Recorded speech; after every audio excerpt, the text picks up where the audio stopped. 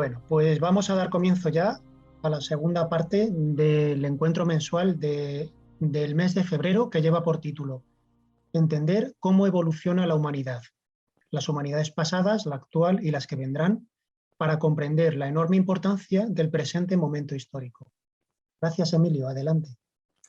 Muchas gracias a ti, Kiko. Muy buenas tardes y buenas tardes a todos los amigos y amigas en este encuentro mensual de febrero, como Kiko nos ha recordado ya en su parte de preguntas.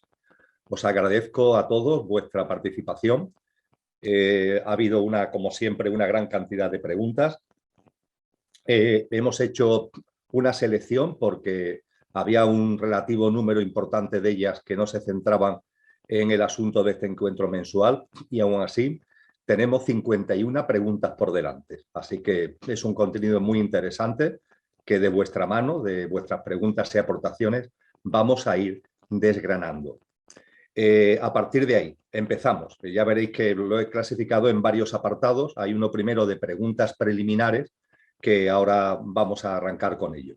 Ya mañana, como siempre, recibiréis el texto con el conjunto de las preguntas y en algún caso complementando las preguntas con algunas aportaciones a modo de respuesta que, más allá de lo que ahora comentaré desde el punto de vista verbal, también encontraréis en el propio texto. Insisto, lo recibiréis mañana junto con el libro en el contexto de la estupenda labor que hace Kiko de organización de estos encuentros. Primera cuestión. ¿Me puedes decir cómo consigo más información sobre la evolución del ser humano, puesto que yo lo que he estudiado son las teorías de Darwin?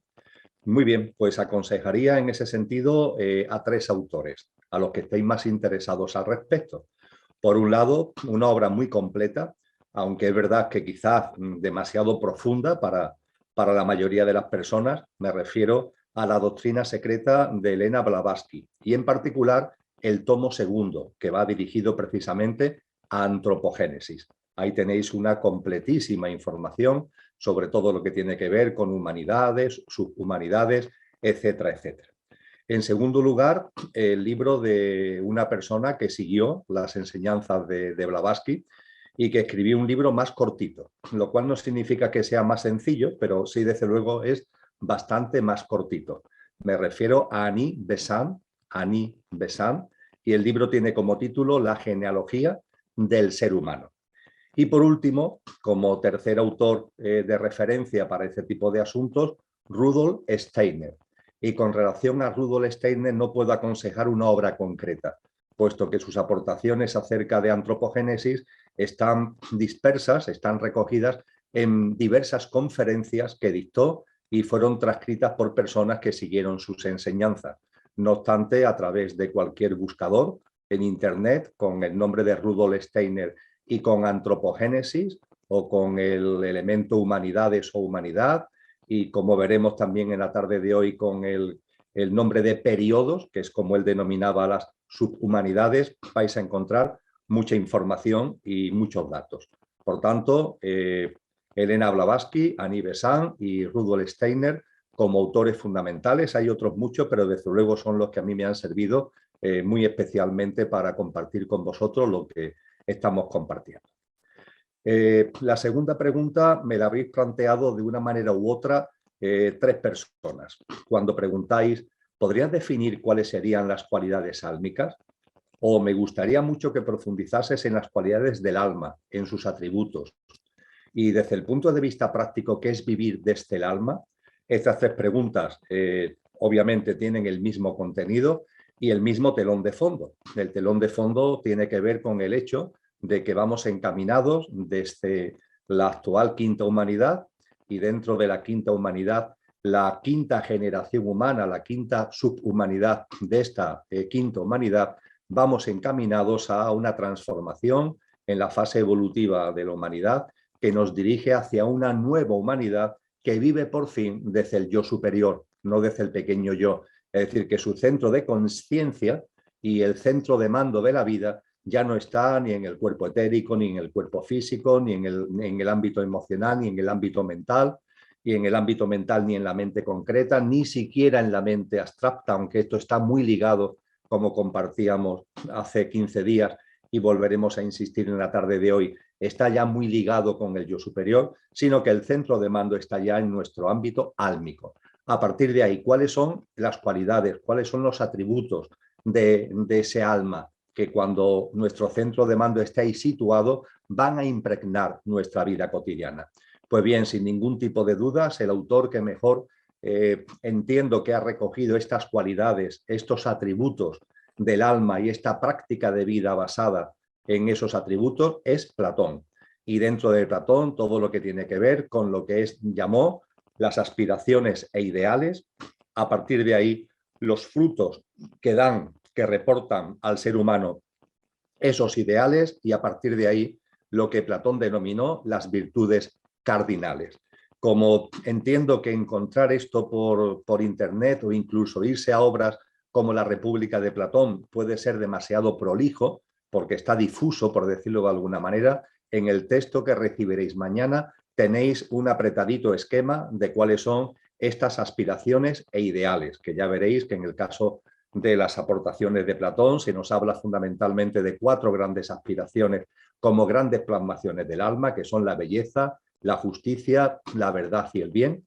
Cómo a partir de ahí la plasmación de estos ideales proporciona a las personas como fruto natural una serie de frutos, valga la redundancia, el arte en el sentido amplio del término y la creatividad, el ser justo, el vivir practicando la justicia, igualmente la sabiduría y también el fruto del bien que engloba a todos los demás frutos y hace que alcancen su plenitud. Y con todo ello finalmente se desemboca en una serie de cualidades, en una serie de atributos que esos frutos de esos ideales y aspiraciones conllevan en la práctica de vida del ser humano que está viviendo desde el alma. La prudencia unida a la sabiduría, la justicia, que como se ha expuesto conduce a ser justo, la fortaleza, que está asociada a la voluntad, y la templanza, que está ligada al equilibrio emocional y mental y a la paz. En cualquier caso, esto que acabo ahora mismo de exponer de forma muy rápida, muy telegráfica, lo encontraréis mañana debidamente expuesto en el texto que el Rincón de Kiko os hará llegar. Seguimos. Tercera pregunta. ¿Por qué no todos los seres están en condiciones de vivir desde las cualidades sálmicas? ¿Es por el nivel de evolución de cada uno? Bien, podríamos decir que como telón de fondo, todos los seres humanos estamos en condiciones de vivir desde las cualidades de nuestra alma. ¿Por qué? Porque nuestra alma tiene que ver con nuestro verdadero yo, con lo que estar en condiciones para vivir desde esas cualidades, atributos del alma, todos estamos, entre comillas, en condiciones. Aunque es cierto que no todos lo hacemos, la mayoría, de hecho, de los seres humanos no están todavía en ese camino, por una razón muy simple que en la propia pregunta se apunta. Efectivamente, tiene que ver con el nivel de evolución de autoconsciencia de cada uno. Ya hemos compartido en estos encuentros mensuales que hablando del alma y hablando del nivel de autoconsciencia, el nivel de desarrollo, el nivel de plasmación del alma, Jesús de Nazaret, Cristo Jesús, nos ofrece una preciosa metáfora en el capítulo 25 del Evangelio de Mateo, cuando nos habla de la lámpara de aceite. Una lámpara de aceite que tenemos que ir llenando poco a poco a través de nuestra cadena de vidas y a través de lo que vamos sembrando en cada vida y vamos cosechando en términos de alta vibración para que podamos sacar aceite de esa siembra a modo de cosecha. Pues podríamos decir, siguiendo esta metáfora de Jesús de Nazaret, que para que vivamos desde el alma, la lámpara de aceite tiene que haber llegado ya a un cierto nivel. Cuando andamos escasos de nivel de aceite en la lámpara de aceite, no estamos en condiciones de vivir desde el alma. En la medida en que ese aceite va teniendo más contenido, esa lámpara va teniendo un mayor nivel de aceite, poco a poco cada vez más esas cualidades se van haciendo presentes de forma natural, no de forma forzada, de forma innata, de forma espontánea en nuestra vida. Con lo que en la pregunta se habla de nivel de evolución de cada uno, podríamos, para que lo entendamos mejor, ligar al nivel de aceite de esa lámpara a la que Jesús hace referencia en Mateos 25. Cuarta pregunta. ¿La intuición es el canal que usa el alma para comunicarse con nuestra mente concreta? Bien, es una cuestión interesante porque efectivamente cuando nuestra alma tiene ya un cierto nivel de aceite, se va apareciendo, como acabo de compartir, de modo natural, de modo espontáneo en nuestra vida. Y lo hace de diversas formas.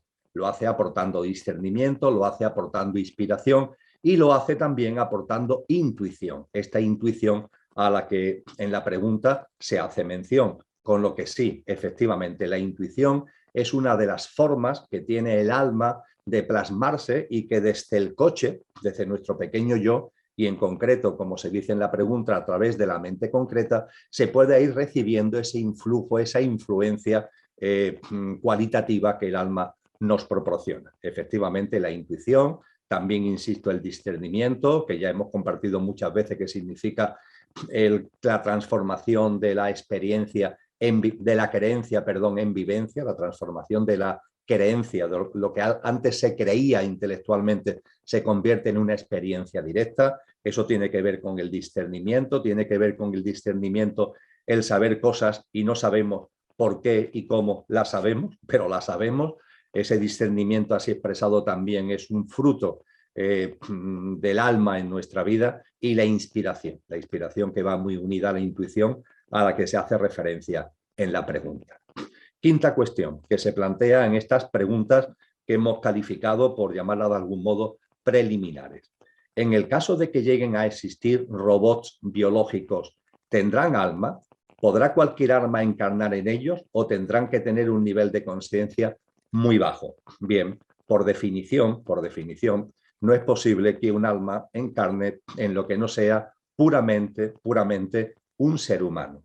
Me explico mejor. Por definición, un alma individualizada, un alma diferenciada, que como hemos compartido ya y volveremos a la luz de vuestras preguntas a compartir igualmente en la tarde de hoy, un alma diferenciada que ha surgido, que se ha individualizado del proceso de evolución de las almas grupales, solamente encarna ese alma individualizada, ese alma diferenciada, en una forma de vida con autoconsciencia. Y un robot biológico, mecánico, del tipo que sea, no tiene la característica de autoconsciencia, con todo lo que significa ese término de consciencia, como para que un alma pueda encarnar en esa forma de existencia, en esa forma de vida, con lo que la respuesta a esta pregunta, a mi modesto entender, es que no es posible de que en los robots biológicos, por biológicos que sean, encarnen almas.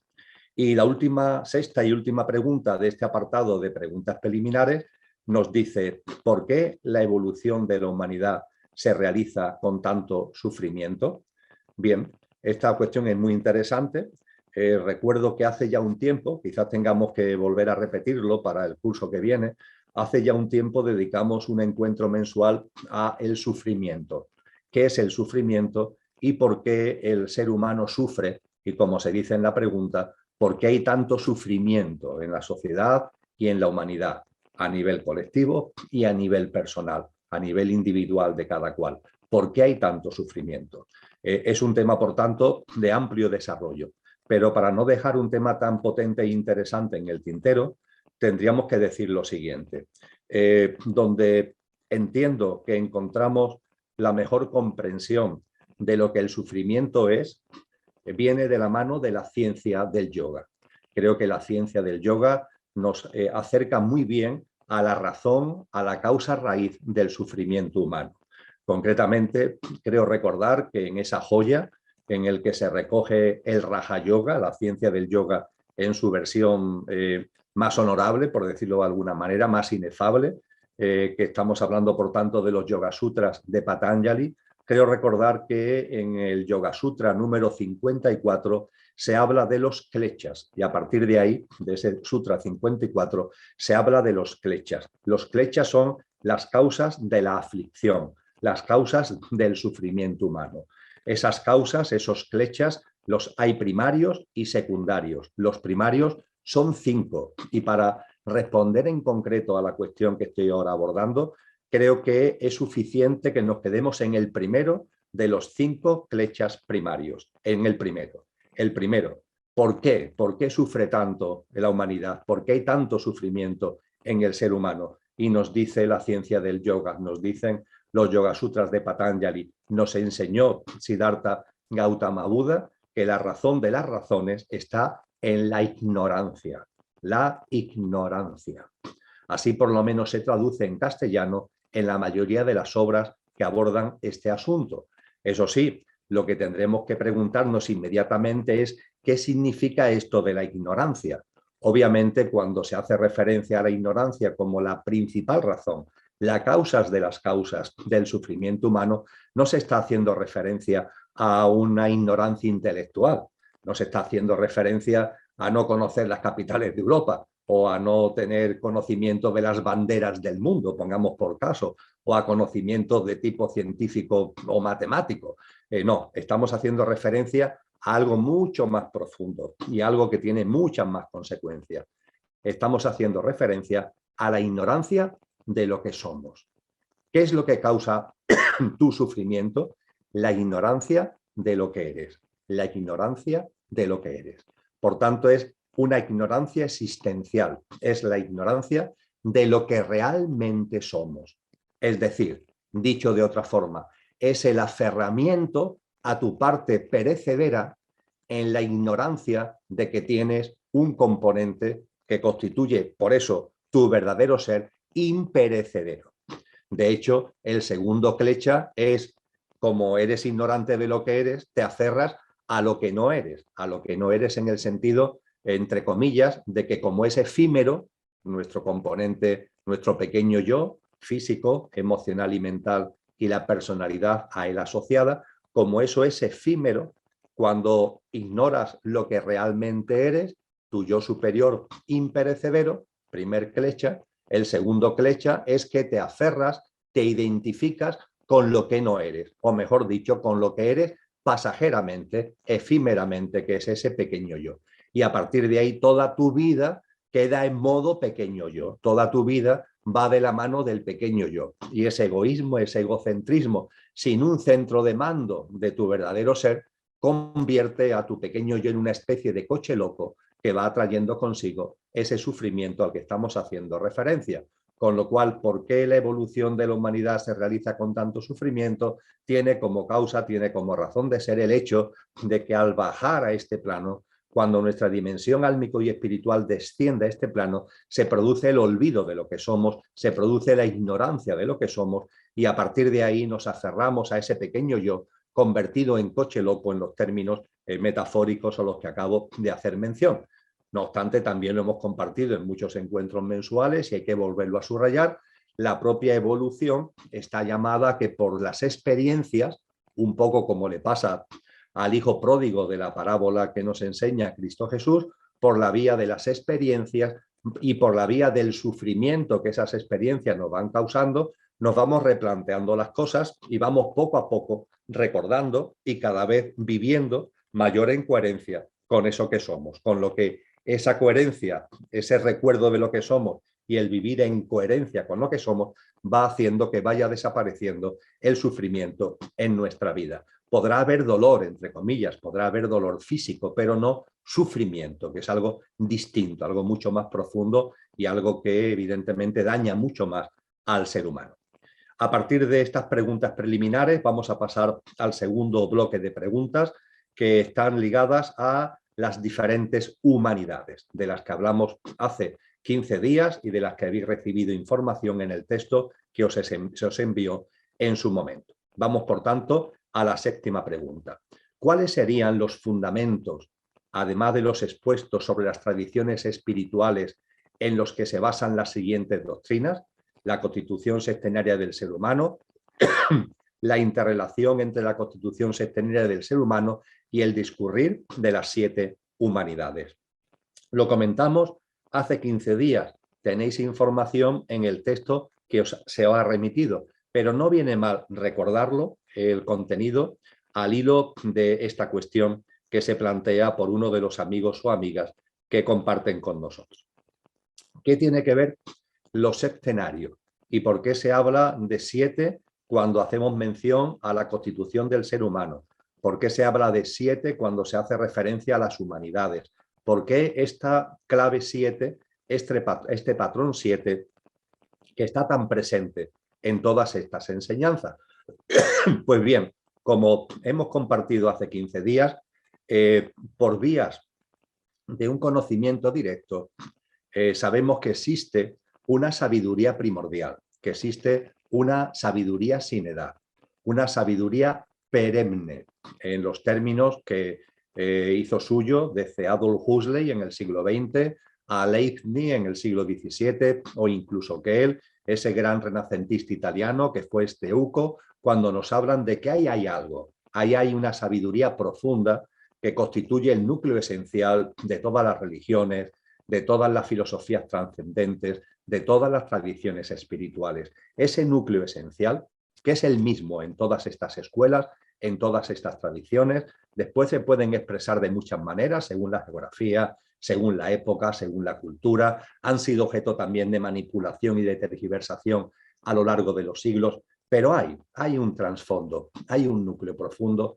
y ese núcleo profundo es esa sabiduría sin edad, esa sabiduría primordial, esa sabiduría perenne. Y en esa sabiduría perenne, desde hace tiempo, ese patrón septenario ha estado siempre ahí, ha estado siempre ahí, como aplicación de lo que en los principios herméticos se denomina el principio de correspondencia o analogía, es decir, ese maravilloso principio que nos enseña que como es arriba, es abajo, como es abajo, es arriba, y a partir de ahí nos invita a usar la deducción y la intuición y la inducción y la deducción como métodos científicos y conscienciales de acercarnos a la verdad. De tal forma que cuando no conocemos lo de arriba, podemos utilizar la información que tenemos de abajo para, por analogía, acercarnos a lo de arriba, que es lo que es la inducción, ¿verdad? Y en paralelo, cuando no conocemos lo de abajo, pero tenemos información de lo que está arriba, podemos deducir de lo de arriba una serie de leyes, una serie de líneas que pueden ser válidas para entender lo que abajo tenemos, aunque no lo conozcamos. Pues bien, desde ese punto de vista lo compartíamos hace 15 días. Cuando se analiza el mundo en el que estamos, el 7 tiene una gran presencia. Tiene una gran presencia en los elementos químicos, todos los elementos químicos. ¿Por qué? Porque en los niveles de energía del átomo, la ciencia sabe hoy, sabe desde el siglo XX, pero hoy está totalmente confirmado de que hay un máximo de 7 niveles de energía. Es decir, los electrones se agrupan en torno al núcleo atómico con un máximo de 7 niveles de energía. No con un máximo de 4, ni de 8, ni de 10, sino de 7. De la misma forma sabemos que los elementos químicos, cuando los agrupamos y los estudiamos, lo que se hace muy bien en la denominada tabla periódica, la tabla periódica se llama periódica porque agrupa a los, creo que son 118 elementos químicos que conocemos actualmente, los agrupa en periodos, y esos periodos son precisamente 7. Si analizamos esos 118 elementos químicos que constituyen la tabla periódica, podemos ver que van como en grupos de 7, de tal forma que cuando ya llegamos al octavo, el octavo tiene similitudes con el primero de la serie anterior. El octavo, a su vez, es el primero de la siguiente serie, y cuando ya llegamos al otro octavo es semejante al que ha sido primero de esta segunda serie, y así sucesivamente, lo cual se pone también de manifiesto en las escalas musicales, ¿verdad? Se habla de la octava cuando hablamos de música, pero la octava son 7 notas, y la octava, precisamente, tiene características similares a la primera. Do, re, mi, fa, sol, la, si, do. Ese do ya da un salto y tiene similitudes, evidentemente, con el do del anterior patrón septenario. Y podría seguir hablando, como por ejemplo cuando vamos conociendo todo lo que tiene que ver con las gamas de espectros vibracionales, los 7 grandes tipos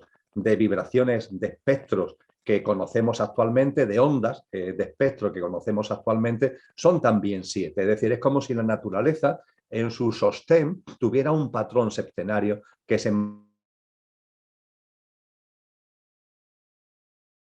de este patrón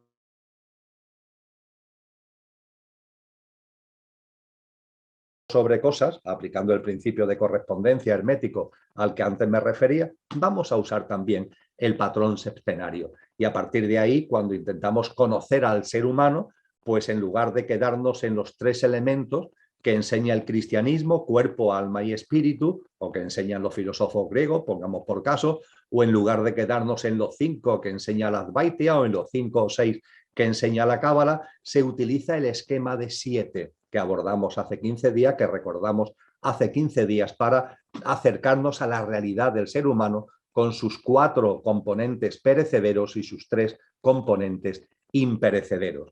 Y a su vez, cuando seguimos avanzando, nos acercamos ya no al ser humano, sino a la evolución del colectivo humano, a la evolución de la humanidad.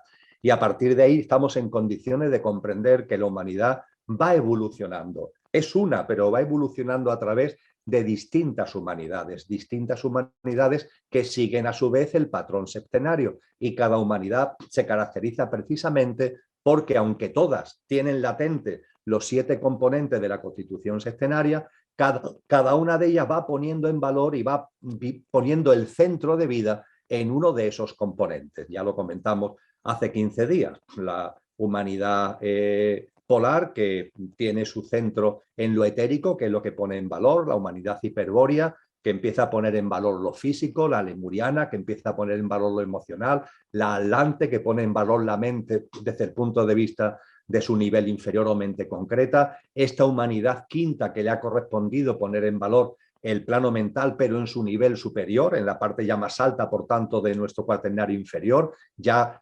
tocando con el yo superior, que es la mente abstracta, y es por lo que decíamos que ya la siguiente humanidad, la humanidad sexta, va a ser una humanidad llamada búdica, que va a vivir desde el alma, con ese doble elemento de alma individual, alma universal, al que hacíamos referencia hace 2 semanas. Y por fin que habrá una séptima humanidad que vivirá ya desde el elemento superior de toda esta constitución sextenaria, poniendo todo lo demás a su servicio, viviendo desde el espíritu, desde la chispa divina más completa. Por tanto, cuando hablamos de por qué 7 constitución sextenaria del ser humano, por qué 7 evolución de humanidades, es por la aplicación del principio de correspondencia o analogía. Vemos que en la materia, que en los elementos químicos, en las ondas de los espectros, etcétera, etcétera, está el 7 presente como elemento de referencia, como número de referencia, y a partir de ahí se aplica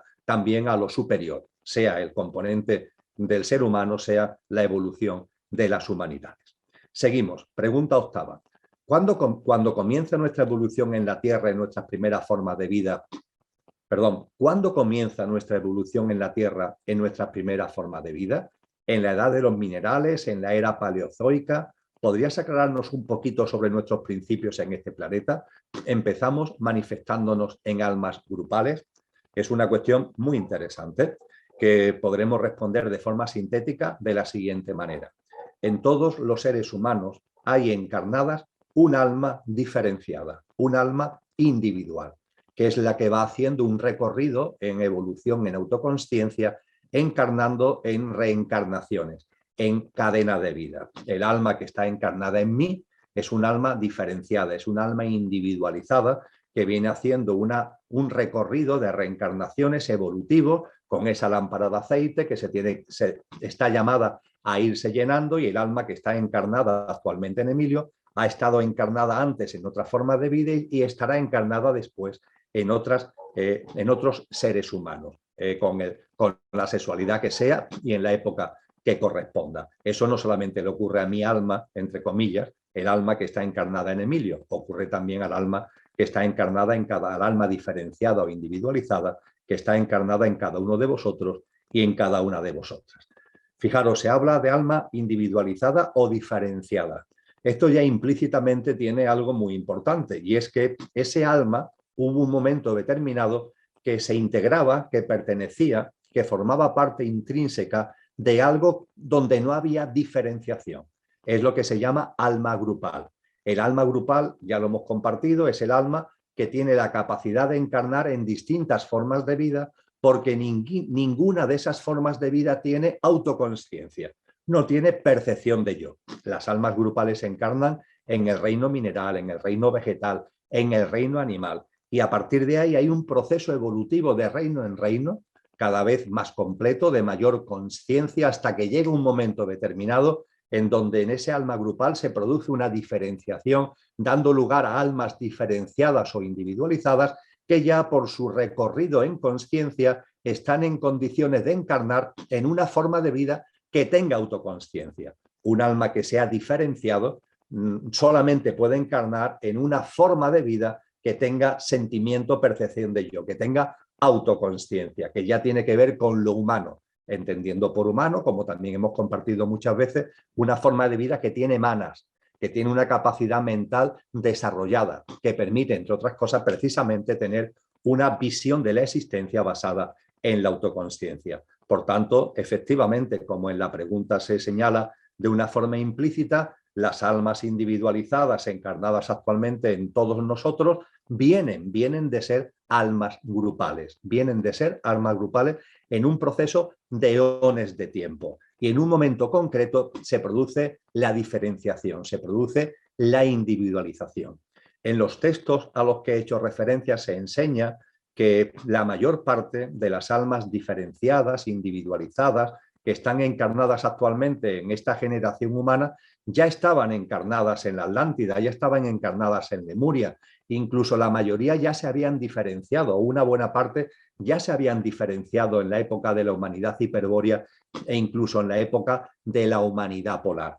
Y a partir de ahí, las almas grupales han hecho un recorrido que hasta Lemuria, principio de la Atlántida, todavía hubo almas grupales que se fueron diferenciando e incorporándose al proceso evolutivo, entre comillas, humano. A partir ya del arranque de la Atlántida, a partir de la Atlántida, ya las almas grupales no están en un camino evolutivo, por supuesto, pero no están en condiciones de producir una diferenciación, una individualización, hasta que no se produzca eso que hace 15 días denominábamos una nueva ronda de vida, un nuevo flujo, un nuevo ciclo vital. Con lo que, en definitiva, las almas individualizadas encarnadas en vosotros y en mí vienen de almas grupales. Hemos hecho un recorrido como almas grupales por los distintos reinos de la naturaleza. En un momento determinado evolutivo se produce la diferenciación. Esa diferenciación lleva a las almas ya a encarnar en el ámbito humano. En esa encarnación en el ámbito humano hay almas que ya estaban en la época polar, en la época hiperbórea, en la época lemuriana. Las últimas que se incorporaron a este proceso fue ya las almas más nuevas, por decirlo de alguna forma, fue en el tramo inicial del periodo Atlante, y en estos momentos todos los seres humanos tenemos almas individualizadas, y todas las almas individualizadas que hay en el contexto de la Madre Tierra están encarnadas o tienen posibilidades de encarnar en el ser humano.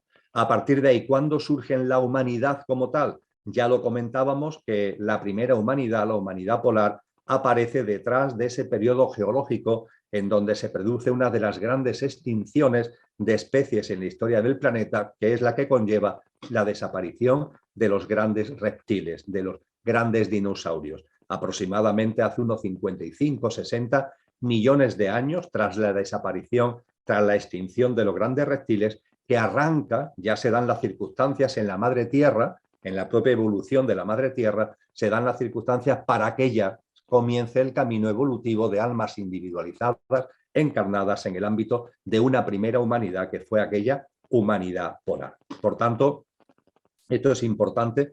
Claro que todos venimos, todas nuestras almas vienen de almas grupales, lo cual, volveremos a ello más adelante, nos debe llevar a mirar de una forma mucho más consciente a los otros reinos de la naturaleza, porque el alma individualizada en ti y en mí, en su momento evolutivo, en su proceso evolutivo, estuvo encarnada en el contexto de un alma grupal, en mineral, en vegetal, en animal, con lo que podríamos decir que la forma de vida humana, con un alma diferenciada e individualizada, en una forma de vida con autoconsciencia, no es un privilegio, sino que tenemos una responsabilidad, la responsabilidad como hermanos mayores.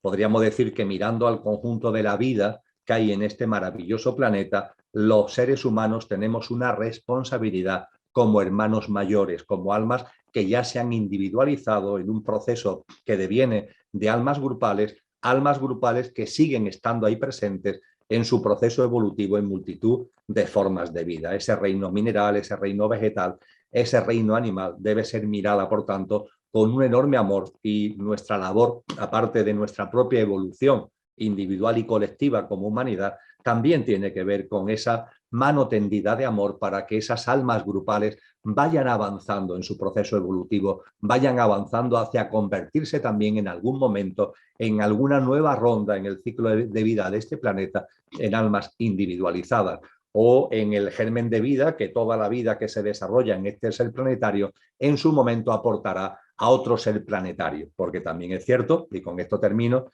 que hay almas individualizadas actualmente en la humanidad que su proceso de diferenciación se culminó no en la vida en la madre tierra, sino en lo que estos textos a los que estamos haciendo mención llaman al anterior elemento de la cadena planetaria, que tiene que ver con la vida en ese gran astro, en esa gran forma de vida que es la Luna, una luna que en su momento fue un vergel, que fue un planeta lleno de vida y en donde también hubo un proceso evolutivo espectacular, y parte de las almas grupales que se diferenciaron en el tramo final del camino evolutivo de lo que hoy llamamos la Luna, siguieron su proceso evolutivo dentro de la madre Tierra.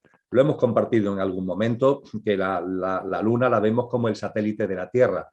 La Luna realmente es la madre de la Tierra en el sentido de que toda la vida que se desarrolló en ella, en un momento determinado, cuando ya esa cadena planetaria, cuando ya la Luna había aportado lo que tenía que aportar, toda esa vida pasó evolutivamente a un nuevo planeta, a un nuevo elemento de la cadena planetaria, que es la madre Tierra, con lo que realmente, aunque la Luna desde el punto de vista evolutivo está muerta, en cuanto que toda la vida que allí se desplegó ha sido legada en su proceso evolutivo a lo que conocemos como Tierra, a la madre Tierra. Sin embargo, tenemos que estar enormemente agradecidos a la Luna, y eso además nos ayudará a comprender el influjo que la Luna tiene también en la madre Tierra, que es verdad que actualmente desde el punto de vista astronómico es un satélite, pero desde el punto de vista consciencial es mucho más que un satélite, lo que se pone de manifiesto en el gran influjo, repito, que la Luna tiene sobre la Tierra, ¿verdad? Que influye a través de las energías que nos hace llegar en sus diferentes fases lunares, que influye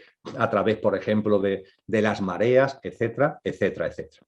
Creo que con estas pinceladas, que con estas aportaciones, esta octava pregunta queda suficientemente respondida. La novena tiene que ver con lo que hemos compartido en cuanto que dice: para pertenecer al cuarto reino hemos tenido que pasar necesariamente por los anteriores, reino mineral, vegetal y animal. Sí, efectivamente, para que el alma que ha llegado individualizada al género humano, para que eso sea posible, antes ha habido un alma grupal que ha tenido que seguir su proceso evolutivo en los reinos mineral, vegetal y animal. Efectivamente, la respuesta es sí a esta pregunta. Continuamos, la 10ª pregunta. A la vez que la madre Tierra lleva todos esos millones de años de evolución, ¿es posible que nuestras almas hayan reencarnado también en esas otras humanidades y nos restan otras tantas encarnaciones en las siguientes humanidades antes de trascender? Pues sí, efectivamente, claro que sí, nuestras almas han encarnado ya en esas anteriores humanidades y están llamadas a seguir su proceso evolutivo en las siguientes humanidades. Por tanto, también la respuesta a esta pregunta, con el telón de fondo de lo que ya habíamos aportado, es que sí. Continuamos. ¿Por qué en cada raza raíz, aunque en todas están latentes los 7 componentes, los aspectos A y B se centran en las 5 primeras humanidades, subhumanidades sería lo más correcto decir, y el aspecto C en la sexta y séptima? Bien, esta pregunta, la número 11 de la que vamos a abordar, tiene que ver con lo que compartíamos y tenéis también en el texto que os remitió, en el sentido de que cada nueva humanidad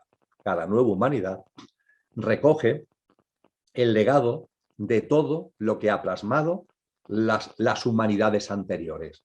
Por ejemplo, esta quinta humanidad en la que estamos encarnados ha recogido el legado de todo lo plasmado en las anteriores humanidades. Lo etérico, lo físico, lo emocional y el elemento mental ligado a la mente concreta que había sido plasmado en las humanidades polar, hiperbórea, lemuriana y atlántida. Todo eso lo recogemos como legado y lo integramos. En segundo lugar, B, lo que la última, la precedente, en nuestro caso la Atlante, no plasmó, sino que dejó a modo de semilla, a la nueva humanidad, en nuestro caso la quinta, le corresponde plasmarlo. La humanidad atlante que dejó como semilla la mente abstracta.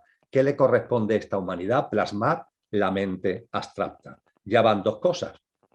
Recogemos el legado de todo lo que habían plasmado, cristalizado de nuestra constitución sextenaria las anteriores humanidades. A. B. Recogemos la semilla que dejó la humanidad previa anterior y la plasmamos. Función B de cada humanidad.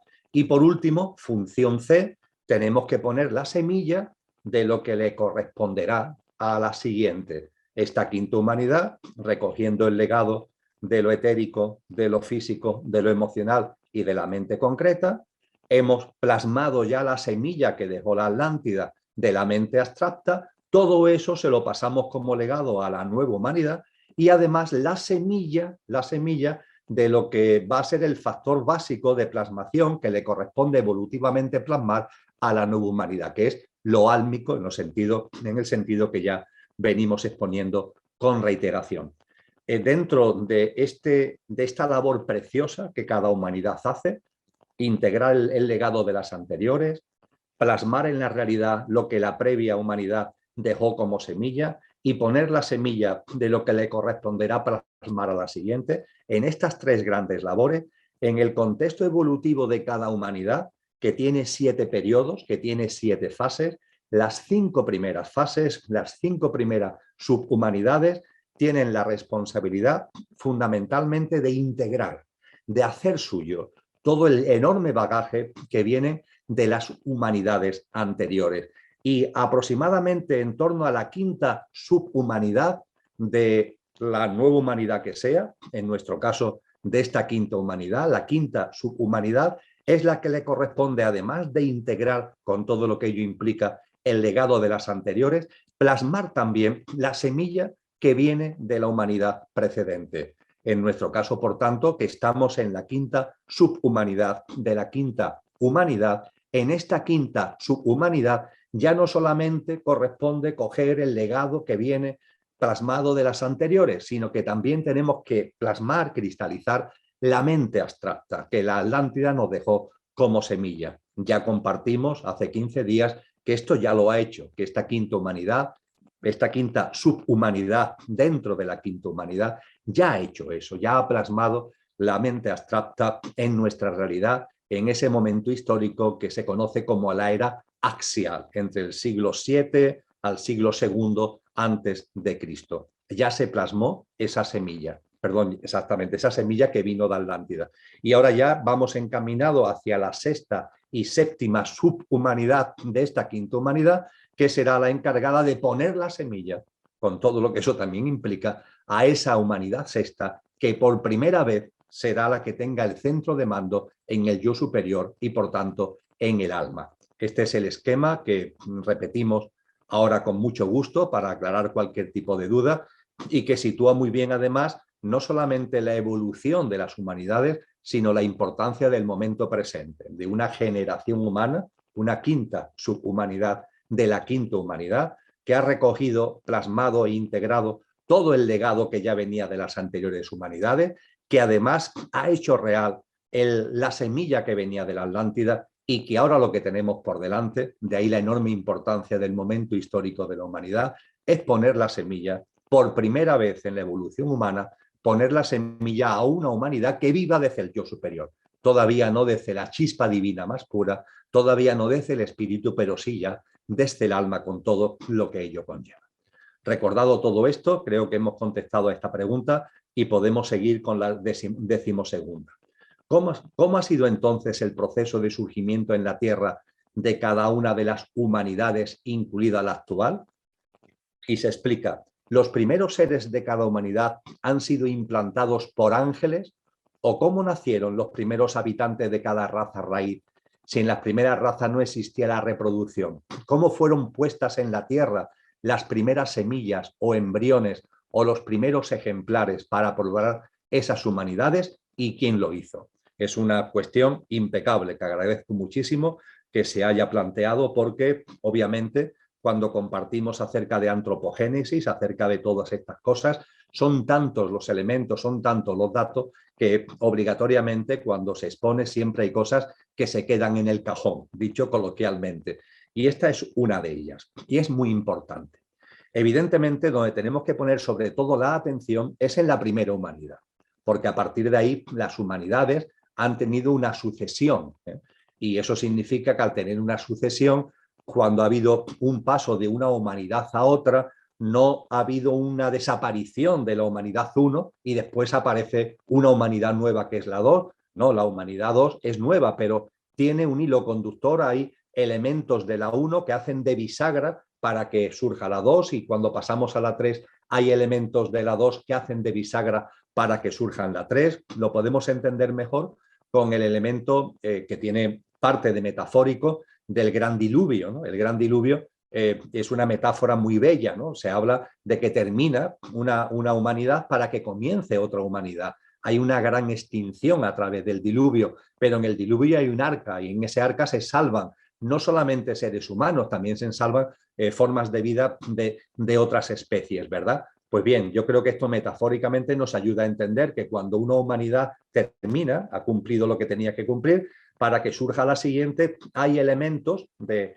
componentes humanos, seres humanos de la humanidad anterior, que siguen vivos y que son el elemento, el factor de impulso de la nueva humanidad. A partir de ahí, el mayor interés quizás está en la primera, porque claro, la primera humanidad no tenía antes una humanidad que le sirviera de base. ¿Cómo surge la primera humanidad? La primera humanidad, en primer lugar, recordar que estamos hablando que es una humanidad etérica. Aún no tiene, lo tiene latente, pero no patente, cuerpo físico. Es una humanidad etérica. Bien, estamos hablando de almas, no estamos hablando de seres extraterrestres ni de ángeles, no estamos hablando de almas que se han individualizado en el proceso de evolución de las almas grupales. Y esas almas individualizadas configuran una humanidad. ¿Cómo configuran una humanidad? Encarnando en la madre tierra y utilizando como elemento de molde para tener una forma de vida el cuerpo etérico de la madre tierra. Es decir, el cuerpo etérico del ser humano, y esto es muy importante que lo tengamos en cuenta, se configura con los elementos que nos proporciona el cuerpo etérico de la madre tierra. Cuando esas almas encarnaron por primera vez, esas almas individualizadas, para tener una consistencia, para tener una forma de vida consistente, cogieron el barro, permitirme que lo diga así, el barro etérico que le proporciona el cuerpo etérico de la madre tierra, el cuerpo etérico del ser vivo tierra. Es como el alfarero que coge ese barro y que moldea ese barro. Cada alma cogió barro, de ese barro evidentemente inefable, porque estamos hablando de componentes etéricos, coge su barro del componente etérico planetario y forma una modalidad de vida etérica que le sirve como elemento de encarnación. A partir de ahí, no olvidéis que lo etérico es la base de todo. No olvidéis, lo hemos compartido en muchos encuentros mensuales, que cuando nuestra alma encarna, la tuya y la mía, lo primero que se materializa su encarnación no es en el físico, es en el etérico. Eso es lo primero. El físico después se forma en el vientre de la madre, en el seno de la mamá, a partir de la reproducción y a partir de las células que la mamá va generando y que van tomando posición sobre ese etérico que ya está ahí. El etérico es lo primero, es lo primigenio. Es lo primigenio ahora cuando un bebé va a nacer. Lo primero es el alma cuando aquí viene y configura su etérico. Y a partir del etérico ya aparece el físico, y a partir del físico, ya después del nacimiento, se va configurando lo que está latente, el mundo emocional y después el mundo mental, y todo ello además lo podemos desarrollar porque las humanidades previas han dado ya el legado para que lo etérico, lo físico, lo emocional y lo mental estén o puedan estar plenamente presentes en esta humanidad. Por tanto, la primera humanidad, no estamos hablando ni de ángeles, no estamos hablando de extraterrestres, estamos hablando de almas que se habían individualizado, de almas grupales que habían tenido su recorrido fundamentalmente en la propia evolución durante miles de millones de años de los reinos de la naturaleza en la madre tierra, y que en un momento concreto, hace 55 o 60 millones de años, ya han adquirido una diferenciación, ya han adquirido una individualización y se plasman como humanidad tomando del cuerpo etérico de la Madre Tierra la base, el basamento, el barro que moldean para dar a formas de vida con autoconsciencia. A partir de ahí surge la humanidad. A partir de ahí, la segunda humanidad es ni más ni menos que un seguimiento de la primera con unos parámetros geológicos, conscienciales, que son distintos, que posibilitan que surja ya lo físico. Pero como muy bien recuerda la pregunta, y hablábamos hace 15 días, la división sexual no aparece hasta mitad de la tercera humanidad, no aparece hasta Lemuria, hasta la mitad de Lemuria. Se considera que hasta hace unos 18 millones de años. Eso no significa que antes no hubiera sistemas de reproducción, pero no eran reproducción sexual, eran formas de vida andróginas, eran formas de vida hermafroditas, pero también se daba una reproducción. Y para terminar con esta cuestión, vuelvo a repetir lo más importante. Cuando pasamos de una humanidad a otra, no desaparece toda la humanidad anterior. Siempre quedan unos elementos, aunque sean pocos, unos componentes de la humanidad anterior que ya en la siguiente se van multiplicando y al multiplicarse generan los contenedores, vamos a hablar en estos términos, de almas que le corresponden encarnar en esa humanidad nueva. Nosotros actualmente vamos hacia la sexta humanidad. Vamos a pasar de la quinta subhumanidad de la quinta humanidad a la sexta subhumanidad de la quinta humanidad. Ya compartimos que este es el momento de corte y se llama corte o cortamiento porque esa sexta subhumanidad de la quinta humanidad ya va a tener que poner la semilla de vivir desde el alma.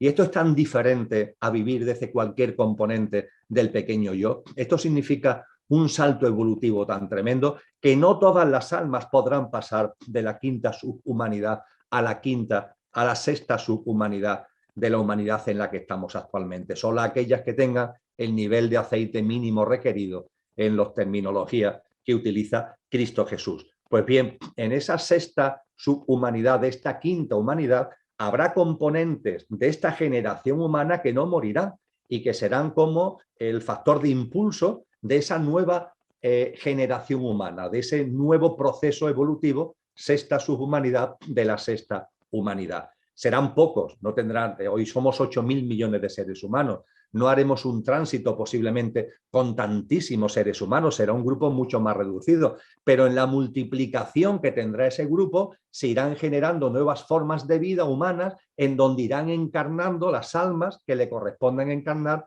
porque tienen las cualidades de aceite necesarios para encarnar en esa nueva humanidad. Como a raíz de vuestras preguntas volveremos a esto más adelante, creo que para responder esta, que es la 12ª, ya hemos avanzado lo suficiente. La civilización atlante no corresponde a una humanidad de alto nivel espiritual y grandes conocimientos científicos, técnicos, energéticos, etcétera, que nosotros aún desconocemos. Vamos a ver, cuando hablamos de evoluciones desde el punto de vista científico, técnico, energético, la humanidad en la que estamos tiene una gran evolución tecnológica debido a la mente abstracta. Las anteriores humanidades, la evolución científico-tecnológica que han podido tener, o lo que nosotros llamamos científico y tecnológico, que ellos seguro que no llamaban así, no tenía su basamento en la mente abstracta, porque la mente abstracta no estaba en ello. Tenía su basamento en otras cualidades. En el caso de la Atlántida y en el caso de Lemuria, por ejemplo, al no tener todavía desarrollada la mente abstracta, en el caso de Lemuria no tener todavía ni la mente concreta y en el caso de la Atlántida el estar plasmando lo que le dejó la semilla, la lemuriana de la mente concreta, eso significa que lo emocional, es decir, lo astral, estaba todavía muy presente. Y la tecnología, entre comillas, lemuriana, y todavía la tecnología atlante era muy astral, es decir, tenían capacidades que nosotros llamaríamos tecnológicas, que devenían de un conocimiento de la naturaleza que no era mental, mente abstracta, sino que procedía de una interacción muy directa con ella desde un ámbito emocional astral. Se habla de que la Atlántida tenía muchos conocimientos, por ejemplo, en el manejo de la antigravedad. Ese conocimiento del manejo de la antigravedad, lo pongo como botón de muestra, no se basaba en un desarrollo de la mente abstracta, no se basaba en algo más innato, en algo más natural, que es el comportamiento astral, de mayor conexión con la naturaleza, de mayor conexión con las energías del planeta, que permitió manejar esas fuerzas, permitió manejar esas energías, dando lugar a ese manejo de las fuerzas antigravitacionales con todo lo que ello conlleva. Cuando hablamos de esta humanidad actual, la mente abstracta es una autopista, amigos y amigas, para la evolución en conciencia y para la evolución tecnológica. Pero tenemos que darnos cuenta que cuando desarrollamos un componente, y ese componente es un valor añadido enorme que aparece en nuestro proceso evolutivo, hay otros componentes que nos han servido de bastones, que ese bastón es como si se tiraran. Y lo que habíamos conseguido a través de ese bastón, por ejemplo, todo lo que tiene que ver con lo astral, esta humanidad en la que estamos actualmente ya no lo tiene presente. Eso no significa que lo astral sea malo, ¿no? Tuvo su sitio en nuestro proceso evolutivo, permitió un desarrollo tecnológico con una mayor sinergia con la fuerza de la naturaleza. Nosotros ahora tenemos una mente abstracta que en parte puede ser que nos aleje de esa naturaleza. De hecho, cuando los elementos egoicos están ahí, es lo que sucede, una ciencia que se aleja de la naturaleza en sus indagaciones, aunque estamos llamados finalmente, en nuestro proceso evolutivo, es que esa mente abstracta nos abra una percepción de la vida que, siendo del razonamiento, siendo de la lógica, siendo de la deducción y de la inducción, volvamos a recuperar una sinergia con la Madre Tierra, volvamos a recuperar una sinergia con la vida, aunque no será de la forma innata, natural, que cuando no teníamos mente, cuando la mente estaba todavía en proceso evolutivo y que eran una mayor ligazón con las energías naturales. Por tanto, Lemuria, Atlántida tuvieron tecnología, pero esas tecnologías no son comparables por su propia configuración astral, fundamentalmente, a las que hoy llamamos nosotros tecnologías. Otra pregunta también con relación a los atlantes dice: tenía entendido que los atlantes fuimos seres cartilaginosos y que por eso no hay restos. También tengo entendido que los egipcios recibieron ayuda de los atlantes para la construcción de las pirámides. Bien, en esta cuestión hay dos cosas. Primero, los atlantes no fueron seres cartilaginosos. Los seres cartilaginosos, la humanidad cartilaginosa fue la segunda, la hiperbórea, que es la primera forma ya de vida física, que todavía no tenía estructura ósea y que tenía esa forma de física cartilaginosa. Estamos hablando de la humanidad hiperbórea. La Atlántida sí tenía ya un cuerpo físico perfectamente configurado. Desde Lemuria se configura perfectamente nuestro cuerpo físico, la hiperbórea de forma cartilaginosa, Lemuria ya de una forma más potente y, como decíamos anteriormente, no nos olvidemos, es que a mitad de Lemuria ya se produce incluso la división sexual entre machos y hembras en el contexto evolutivo humano. Con lo que no, los atlantes no fueron seres, o nosotros como atlantes en su momento no fuimos seres cartilaginosos. Y en cuanto a que los egipcios recibieron ayuda de los atlantes para la construcción de las pirámides, no es solamente que recibieran ayuda, es que es posible que parte de los restos que actualmente arqueológicamente achacamos a esa cultura egipcia que pertenece a esta humanidad no sean realmente de esa cultura egipcia, sino que sean de antes, y que vengan de la Atlántida, que sean restos de lo que fue precisamente la arquitectura atlante o parte de la arquitectura en el último periodo atlante. Tener en cuenta, por ejemplo, que cuando en el Valle de Giza se han hecho excavaciones arqueológicas, se han encontrado como salientes de agua, es decir, como cisternas, estaba buscando la palabra correcta, como cisternas para extraer agua del Nilo.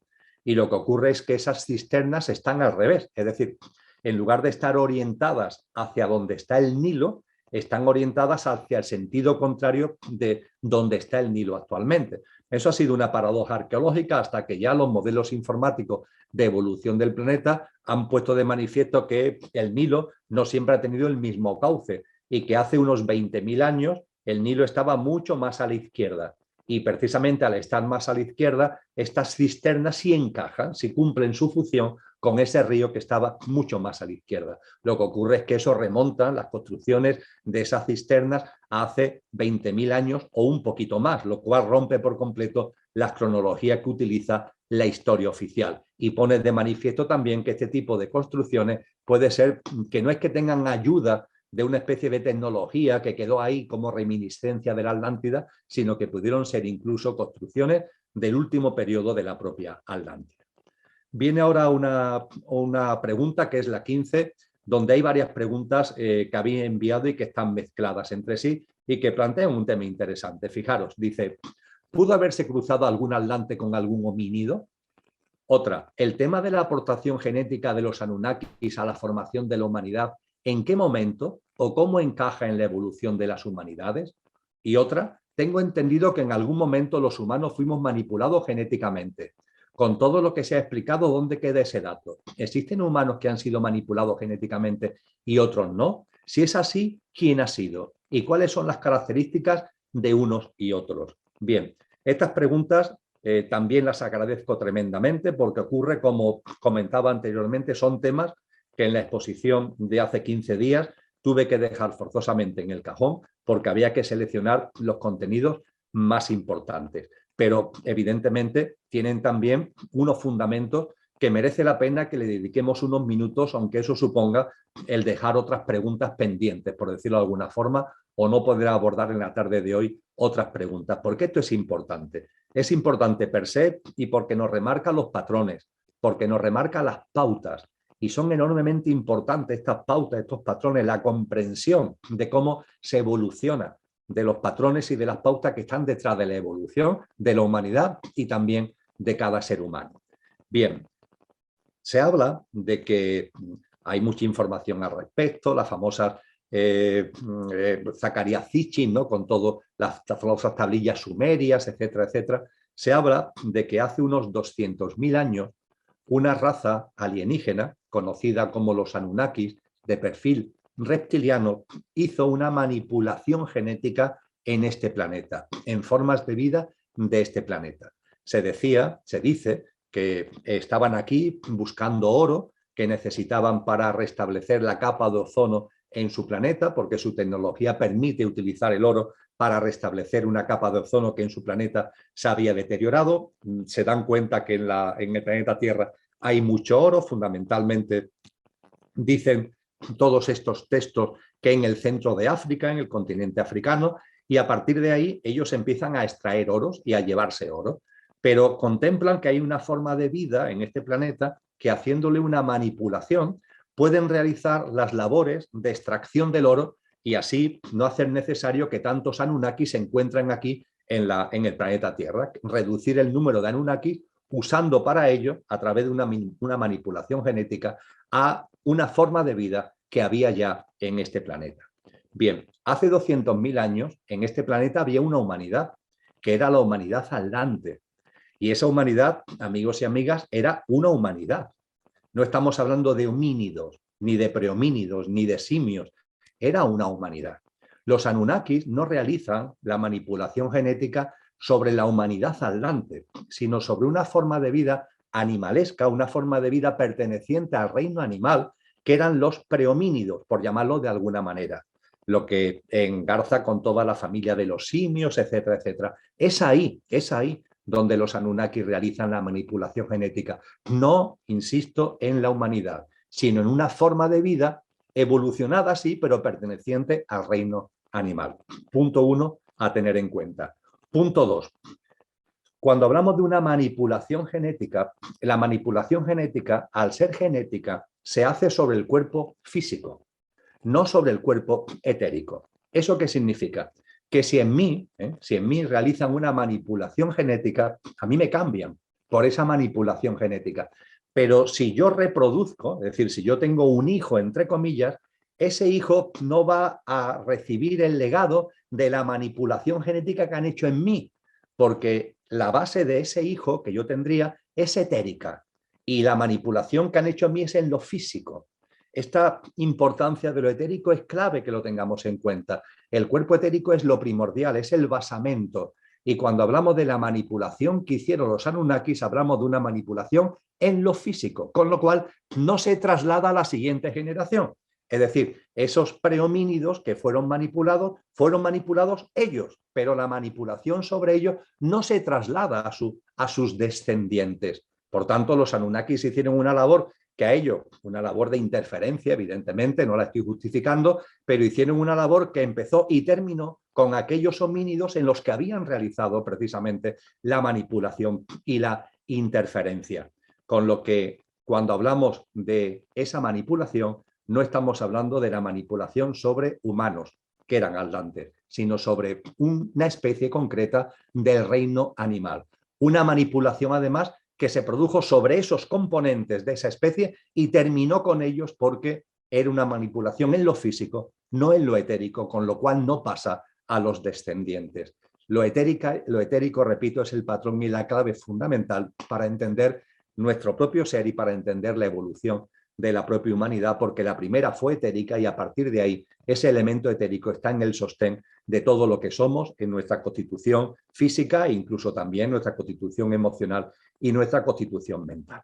Dicho esto, podemos seguir adelante porque hay otra pregunta que nos dice: ¿los gorilas y chimpancés corresponden a seres rezagados de una oleada anterior de vida a la nuestra? No, los gorilas y los chimpancés forman parte de una cadena evolutiva perfecta dentro del reino animal. No son seres rezagados ni nada parecido. Están dentro de su proceso evolutivo. Almas grupales que ya están en un proceso de evolución importante, muy alto, y que encarnan como almas grupales, no como almas individualizadas, porque no se han individualizado todavía, en una forma de vida simiesca que ya empieza a tener una cierta aproximación a lo que será en su momento cuando se individualicen y se diferencien esas almas grupales, la forma de vida en el género humano. Hay otra pregunta también similar, dice: según Emilio, la humanidad no procede de la evolución de los simios. Entonces, ¿por qué nos parecemos tanto a ellos y otros animales, tanto biológica como genéticamente? Otra pregunta que agradezco mucho. Fijaros, hablábamos de que desde la primera humanidad, cuando aparece, tiene que coger del etérico del planeta, tiene que coger el barro, tiene que coger el componente para moldear las formas de vida en donde encarnan esas almas individualizadas que dan lugar a la primera humanidad, ¿verdad? Bien, a partir de ahí, todas las formas de vida que hay en el planeta, todas, del reino mineral, del reino vegetal, del reino animal, todas tienen también un basamento etérico. Eso no le ocurre solamente al humano, le ocurre a todas las formas de vida. Detrás de todas las formas de vida está siempre lo etérico. Y todas las formas de vida, al tener como basamento lo etérico, tienen que haber cogido ese componente etérico del etérico planetario. Es decir, tenemos el mismo telón de fondo, tenemos el mismo barro, para entendernos coloquialmente, como elemento base. Eso es lo que explica precisamente que haya tantas similitudes cuando analizamos, por ejemplo, el ADN, que haya tantas similitudes entre las distintas formas de vida que hay en el planeta. Todas tenemos como basamento un mismo barro. Evidentemente, cada forma de vida es muy distinta. El hecho de que haya ya una forma de vida con manas, con una capacidad mental desarrollada que permite además una autoconsciencia que hace factible la encarnación en ella de almas individualizadas, eso es un salto evolutivo enorme, pero desde el punto de vista de nuestra composición física, que tiene un basamento etérico, no lo olvidéis nunca, ese basamento etérico tiene un mismo telón de fondo, que es el cuerpo etérico de la Madre Tierra. La Madre Tierra en su cuerpo etérico nos proporciona el barro sobre el que se construyen todas las formas de vida que hay en este planeta, que antes de ser físicas son etéricas. Eso explica los enormes parecidos y similitudes a los que se hace referencia en esta pregunta. Otra cuestión. Siguiendo la línea de la constitución sextenaria del ser humano y dado que en la corta humanidad se plasmó y se desarrolló la mente concreta, la construcción de pirámides alrededor de la Madre Tierra, la ciudad de Pumamancu, Tiwanaku, Machu Picchu, en fin, una serie de restos arqueológicos, ¿se corresponderían con la humanidad atlante en sus distintas subhumanidades? Para realizar estas construcciones no se necesitaría el desarrollo de la mente abstracta dado el tamaño de las mismas y su complejidad.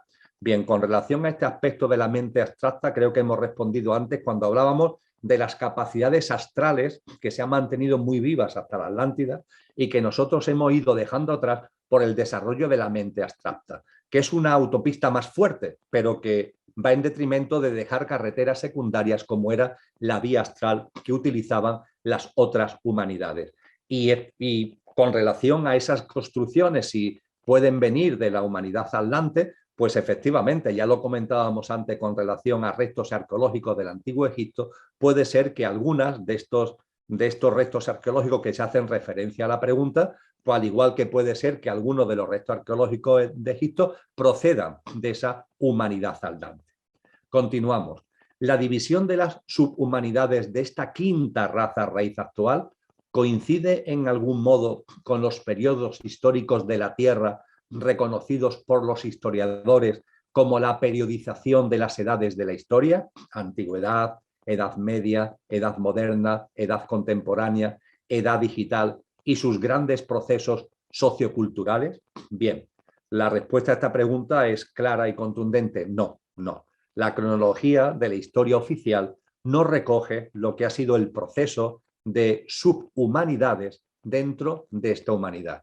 Estamos en la quinta subhumanidad de esta quinta humanidad. Y en esta quinta humanidad, por tanto, ha habido antes 4 subhumanidades. Esas 4 subhumanidades no se corresponden con estos periodos de la historia que nos habla la historia oficial.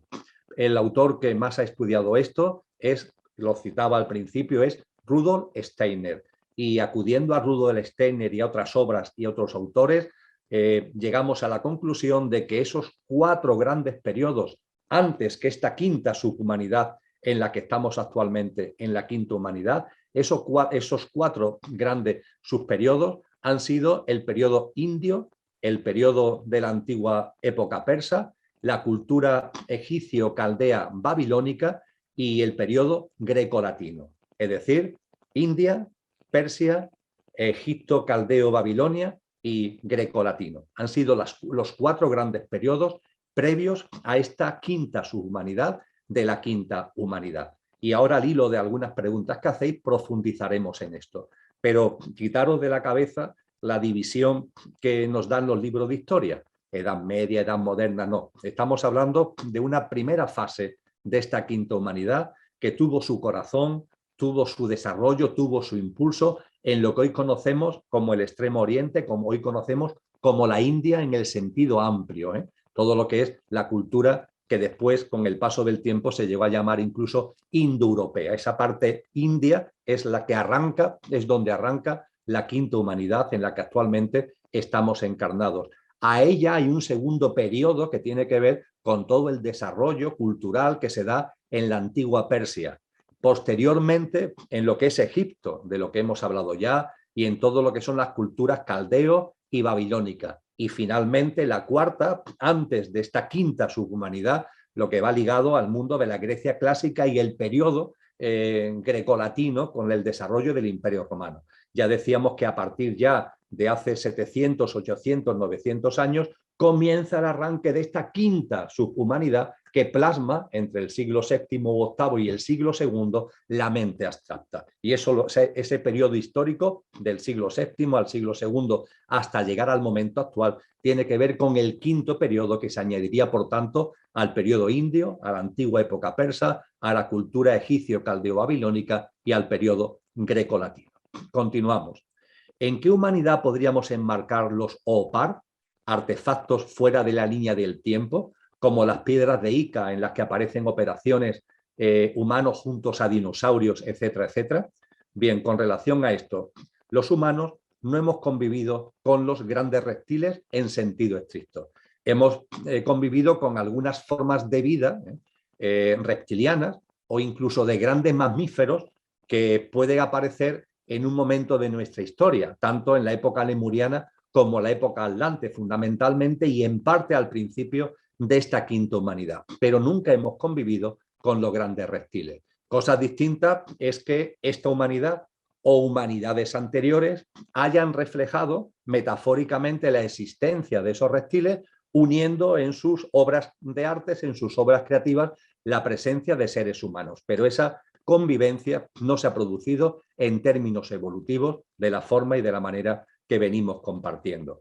A partir de ahí también tener en cuenta que cuando hablamos de todo este tipo de artefactos fuera de la línea del tiempo, tiene que ver con estos tipos de restos que nos van quedando de antiguas humanidades. Ya compartíamos hace 15 días que la Tierra tiene una gran capacidad de regeneración, que los restos de una humanidad como la nuestra, por ejemplo, en 10.000 años estarían prácticamente subsumidos por la vegetación y por la tierra del planeta, que en 100.000 años no quedaría prácticamente resto ninguno de la actual civilización, pero hay excepciones a la regla y este tipo de artefactos pueden corresponder perfectamente a estas excepciones a la regla.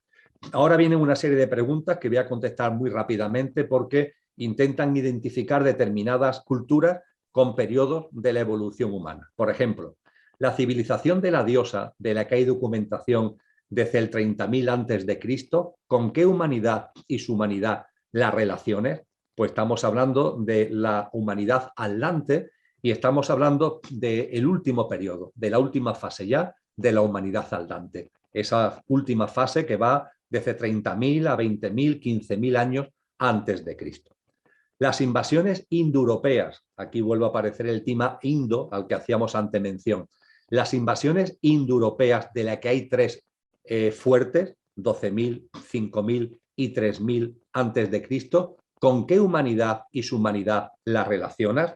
Al hilo de lo que hemos compartido, todos estos movimientos que tildamos de cultura o, entre comillas, invasiones indoeuropeas, están ligadas a esta humanidad actual, quinta humanidad, y dentro de la quinta humanidad al primer periodo, tal como hicimos referencia hace unos minutos. Otra pregunta parecida. ¿La cultura minoica, que desapareció con la erupción del volcán Tera, formaba parte de los atlantes? No. La cultura minoica formaba parte de la transición desde el periodo de esta quinta humanidad que hemos calificado como Egipto caldeo-babilónico, el tercer periodo de esta humanidad, al cuarto periodo de esta humanidad, que es el grecolatino. La cultura minoica hace una especie de bisagra entre lo uno y lo otro. Y en ese sentido, tener en cuenta que la erupción del volcán Tera, los geólogos nos dicen que se produjo en el 3600 antes de Cristo. Estamos hablando plenamente de esta humanidad y en esta humanidad ya bien entrado en ella. Repito, transición entre el tercer y cuarta subhumanidad de esta humanidad. Otra pregunta, ¿qué ocurrió realmente con la civilización maya? Lo que a mí me llegó fue que por su evolución en consciencia trascendieron. ¿Y qué importancia tendría para nosotros el año 2012 según esta civilización? Bien, es posible, amigos y amigas, que haya habido en la evolución de la humanidad almas individualizadas y también grupos de almas individualizadas a modo de comunidades que hayan llegado a su punto culminante en el proceso evolutivo en lo que esta humanidad se refiere y que por tanto dejaron de encarnar, con lo que es posible que determinada cultura que haya evolucionado mucho dentro de la evolución que corresponde a la quinta humanidad en la que estamos, en un momento concreto, entre comillas, las almas que están ahí encarnadas ya no encarnen, ya dejen de encarnar en esta humanidad, con lo que esa cultura es una cultura que entra en declive y desaparece. Esto ha podido pasar, efectivamente, entre otras, con la civilización maya, entendiendo por civilización maya la civilización maya clásica que arranca 1000 años antes de Cristo. Esto es importante que lo tengamos en cuenta porque puede también tener que ver con el hecho de que almas, incluso viviendo en comunidades, almas individualizadas en comunidades culturales que dejaron de encarnar hace X años, ahora, en este momento histórico de transición, en este momento histórico de bisagra, en este momento histórico en el que nos acercamos al corte, vuelvan a encarnar. Mi percepción, por tanto, que comparto con vosotros, es que ha habido almas individualizadas, a veces incluso a modo de culturas, que dejaron de encarnar porque habían llegado a un nivel evolutivo donde no necesitaban seguir encarnando en esta quinta humanidad, estaban ya, como quien dice, preparadas para la nueva, para lo que es el sexto subperiodo, la sexta subhumanidad de esta quinta humanidad, y que sin embargo ahora posiblemente sí estén encarnando, para estar aquí presentes en todo este momento histórico, en todo este devenir histórico que estamos viviendo de transición hacia lo que, repito, el cristianismo denomina corte o acortamiento, y ahora también haremos alguna referencia con relación a ello porque hay algunas preguntas que se detienen al respecto. Y en cuanto a la importancia que tendría para nosotros el 2012, pues escapa por completo del contenido de este encuentro, pero el 2012 no fue ninguna tontería.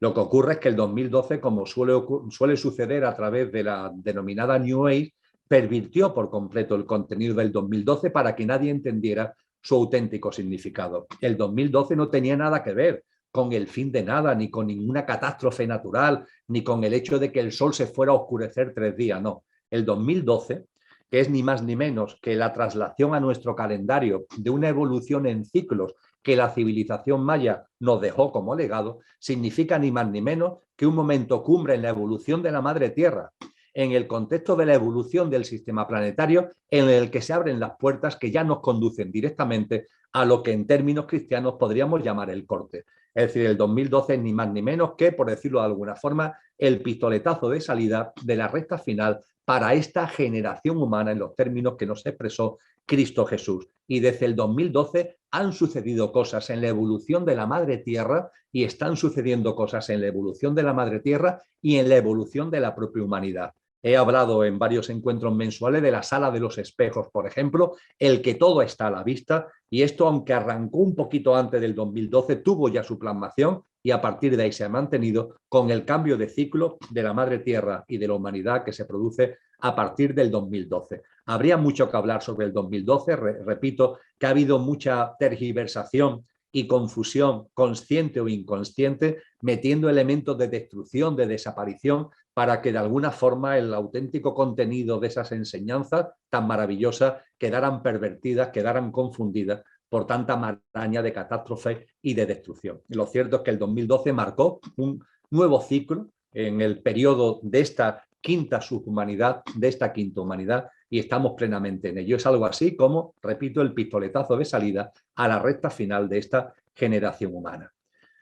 De acuerdo al esquema de la Constitución sextenaria, la mente abstracta ya forma parte del trinario superior. No, la mente abstracta no forma parte del trinario superior. Está en contacto con el trinario superior. Yo me gusta poner el símil de que nuestro cuaternario inferior es como un edificio etérico, físico, emocional y mental. Y el mental tiene 2 niveles. La planta más alta del edificio es la mente concreta, pero por encima del edificio está la mente abstracta. Es lo superior del edificio, la azotea, la azotea. Etérico, físico, emocional, última planta, la mente concreta, y la azotea que está por encima de la mente concreta, la mente abstracta. Y el trinario superior, cuando encarna, es como una especie de ovni que aterriza sobre la azotea. Claro, al aterrizar sobre la azotea, el componente del trinario superior que está más abajo, que es el alma, entra en contacto con la mente abstracta y de algún modo se produce una interacción entre la mente abstracta y lo que es el alma. Pero el alma es una cosa, la mente abstracta es otra. Podríamos decir que la mente abstracta es como el espacio, ¿no?, en el que se encuentra el alma en ese proceso, permitirme la metáfora, de ovni que aterriza. La pregunta sigue diciendo, entonces, ¿cómo es que desde la era axial, en la que hubo un importante desarrollo de la mente abstracta, no hemos ya comenzado a vivir desde nuestro trinario superior? Creo que con lo que acabo de responder ha quedado aclarado el asunto. Haber desarrollado la mente abstracta no significa empezar a vivir desde el alma. Es el requisito ineludible, es la plasmación imprescindible para que podamos poner ya la semilla a vivir desde el alma. Pero desarrollar la mente abstracta todavía no es vivir desde el alma. Parece como si Mahoma y el Islam quedaran desgajados de la era axial cronológicamente. ¿Qué nos puede decir al respecto? Sí, efectivamente, todo lo que tiene que ver con Mahoma y el Islam, estamos hablando del siglo VI aproximadamente, siglo V, siglo VI después de Cristo. Es muy posterior, por tanto, a la era axial. Pero desde el punto de vista de lo que es la evolución espiritual, la plasmación de esa religión islámica también ha tenido porqué. Ha tenido su porqué como elemento de impulso de la evolución espiritual de un determinado tipo de almas. Me explico un poquito mejor. Almas que habían llegado a un determinado nivel de aceite necesitaban un contexto cultural, geográfico y sobre todo espiritual para seguir avanzando. Eso fue lo que proporcionó la aparición de la religión islámica. La religión islámica cumple, por tanto, un papel significativo para un grupo de almas en un momento concreto de la evolución de la humanidad. Y a ese respecto, tener en cuenta que la religión islámica sigue un patrón que viene de antes. De hecho, se le incluye dentro de las religiones abrahámicas, ¿verdad? El judaísmo, el cristianismo y la religión islámica. Podríamos decir que la religión islámica es como la última plasmación de una corriente espiritual que es la brahmánica, que es la que nos enseña acerca de un único Dios, entre comillas, aunque eso después ha sido tan tergiversado en confrontación y en conflictos egoicos y egocéntricos. Desde ese punto de vista, la religión islámica es una especie de plasmación que en algunos elementos es más acabada que lo que se consiguió con el judaísmo e incluso con la religión islámica verdadera, la profunda, la que no se ha perdido en dogmatismo. La figura de Isa, es decir, la figura de Cristo Jesús, es fundamental, porque sin duda ninguna para la religión islámica Mahoma es el profeta, pero la figura de Cristo es básica, es importantísima. Y dentro de los ámbitos místicos de la religión islámica, es decir, dentro del ámbito, por ejemplo, del sufismo, está muy presente todo lo que hemos compartido aquí acerca del corte, acerca del cortamiento, acerca del papel de lo crístico en ese corte o en ese cortamiento, que en la religión islámica se le llama la hora. Todo eso está muy presente en la propia religión islámica, con lo que podríamos decir que la religión islámica es como una extensión de esas tradiciones abrahámicas, que además tiene un sentido para determinadas almas con un perfil de autoconsciencia determinado que han necesitado ese tipo de cultura espiritual para seguir su proceso evolutivo. Continuamos. ¿Qué sucederá con las almas que encarnan constantemente en la Madre Tierra cuando termine la séptima humanidad de la séptima subhumanidad de la séptima humanidad? ¿Volverán a encarnar o ya se terminará la cadena de encarnaciones? Fijaros, estamos hablando ya del culmen. Llegamos ya a la séptima subhumanidad, a la séptima humanidad, y dentro de la séptima humanidad a la séptima subhumanidad. Se ha acabado el proceso evolutivo en este planeta desde el punto de vista de las almas que estamos encarnadas actualmente en el género humano. A partir de ahí, por supuesto que se termina la cadena de encarnaciones en humanos. Ahora bien, lo que somos desde nuestro itinerario superior seguirá su camino evolutivo, seguirá un camino evolutivo que se nos dice en las grandes tradiciones que será ya absolutamente ascendente. Encarnaremos en otras formas de vida perteneciente a otras dimensiones del universo, donde la constitución física, donde nuestra apariencia será mucho más sutil. Estamos hablando de esas dimensiones a las que en el cristianismo se le llaman principados, se le llaman arcangélicas, se le llaman tronos, se le llaman potestades.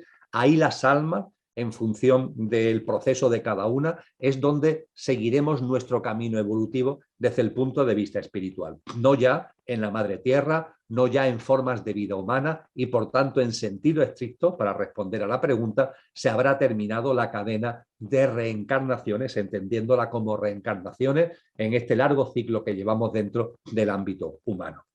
Después del corte, los seres que sigan su evolución en este planeta culminarán la cuarta ronda y luego empezarán ellos la quinta ronda. A mi entender, no. A mi entender, no. Hay algunos autores que consideran que sí. La reflexión, la introspección, el compartirlo con otras personas que para mí tienen credibilidad sobre todo esto, me llega a la conclusión de que no, que como antes comentaba, cuando lleguemos al final de la séptima humanidad, las dimensiones espirituales que hayan llegado ahí van a seguir su recorrido, no ya en este planeta, no en una nueva ronda de este planeta, sino que seguiremos nuestro recorrido en otras dimensiones que van a tener como característica fundamentalmente una apariencia mucho más sutil, no tan envuelta en la densidad, y desplegar ahí todas las capacidades en autoconsciencia que hemos ido creando y recreando en este largo proceso evolutivo dentro del género humano. Algunos maestros espirituales en su proceso de autoconciencia han llegado a un punto donde sienten que son el absoluto.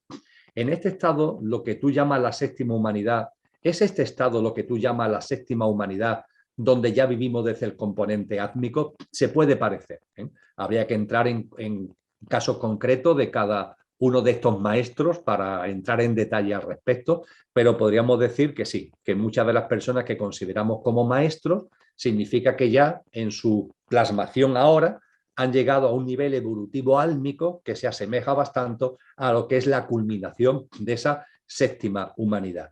Posiblemente, Siddhartha Gautama Buda, por ejemplo, fue un ejemplo, tras su proceso de autotransformación, fue un ejemplo de ser humano de lo que será esa séptima humanidad. Y sin duda ninguna, el gran exponente de lo más evolucionado a lo que se puede llegar desde el punto de vista de la encarnación en el género humano es Cristo Jesús. Que por eso él admitió una única denominación, el ser el Hijo del Hombre, entendiendo como el Hijo del Hombre el fruto natural en el proceso evolutivo de la humanidad, el fruto al que todos estamos llamados a vivir y a experienciar en el proceso evolutivo y natural de esta humanidad. ¿Qué nos puedes contar acerca del cambio a un cuerpo de silicio del que se habla? ¿Esto es real? ¿Cómo y en qué momento se producirá? Bien, cuando pasemos de esta quinta subhumanidad, de la quinta humanidad, a la sexta subhumanidad de la quinta humanidad, empezaremos ya, como semilla, pero empezaremos ya a vivir desde lo álmico. Y eso, amigos y amigas, transforma nuestro cuerpo físico. Cuando vivamos desde lo álmico, ese elemento álmico vivo, ese elemento álmico que ya no está ahí latente, sino que se hace patente, afectará a nuestra composición etérica y a partir de afectar a nuestra composición etérica transformará también nuestra composición física. Y estamos llamados, por tanto, pero desde ya, es decir, desde la sexta subhumanidad de esta quinta humanidad, estamos llamados a que en ese recorrido evolutivo que nos queda hasta completar el proceso en la séptima humanidad, tener un cuerpo físico cada vez más sutil. ¿Será cuerpo físico? Sí. ¿Con todas las características que actualmente conocemos? Sí, pero será mucho más sutil. De ahí lo que se anuncia de esos cuerpos de silicio, de esa transformación en nuestro ADN, tiene que ver con la influencia de lo álmico en el etérico y a partir del etérico en lo físico. Por eso precisamente se nos dice que cuando iniciemos la nueva generación humana, esa nueva generación humana no habrá enfermedad.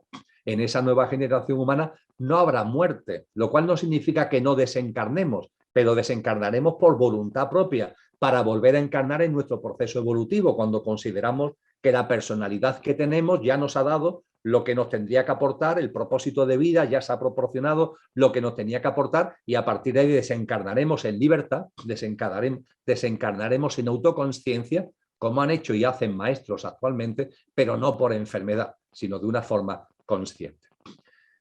Hay distintas preguntas a humanidades y seres espirituales involutivos.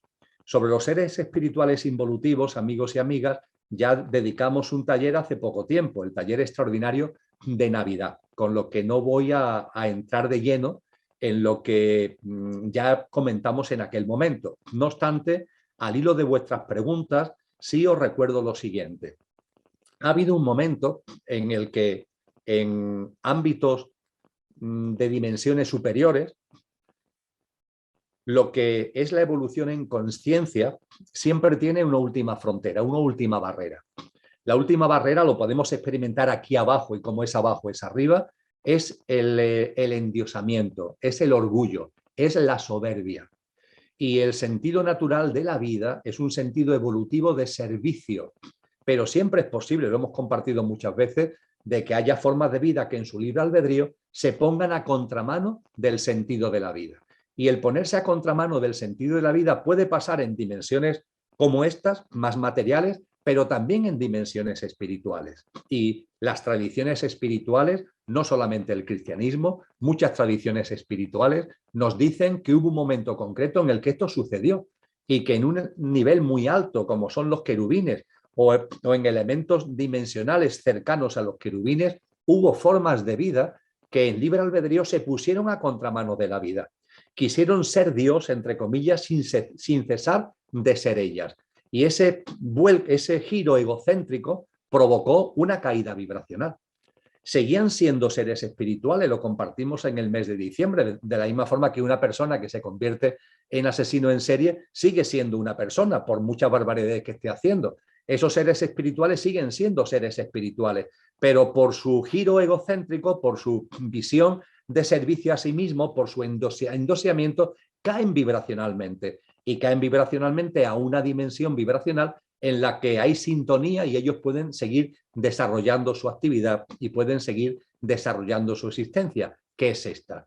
Todo esto es lo que tiene que ver con los famosos mitos, que no son mitos, sino que son realidades del ángel caído, la figura de Satanás como el ángel caído, los diablos que se suman a él y lo siguen, etcétera, etcétera. Pues bien, cuando esto lo ponemos en relación con el género humano, en las tradiciones espirituales se nos dice que en un momento concreto, muy preciso y muy concreto, la humanidad, o una parte al menos de la humanidad, es como si de alguna forma se sumara a ese movimiento contra el sentido de la vida, a ese movimiento encabezado por esta figura que algunos llaman Sorat, otros llaman Satanás.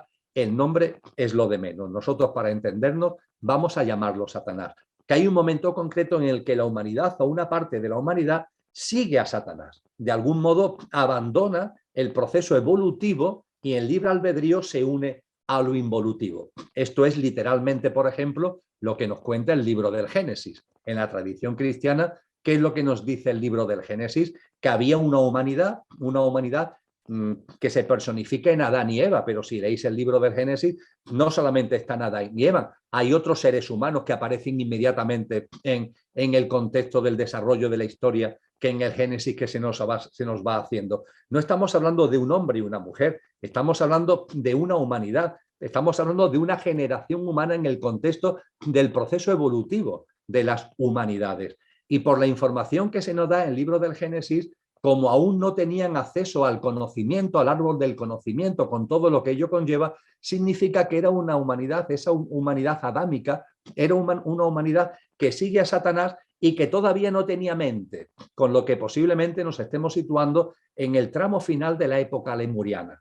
Es decir, lo que nos narran tradiciones espirituales, como el libro de Génesis, es que al final de Lemuria, en la época final de Lemuria, todos o una parte importante de las almas que están encarnadas en seres humanos siguen los pasos de Satanás. Satanás le dice, Dios os miente, yo os digo la verdad. Es decir, los hace renegar del camino evolutivo del servicio a la vida y del sentido a la vida para irse a un camino egoico y egocéntrico que esas almas han ido siguiendo desde este momento. Esto abre cuestiones interesantísimas que en el taller extraordinario de verano, que hablaremos de Cristo Jesús y del papel de los seres espirituales evolutivos, desarrollaremos con tranquilidad. Pero daros cuenta, a modo de aperitivo de lo que veremos en su momento en el mes de julio, daros cuenta que esto es el pecado original.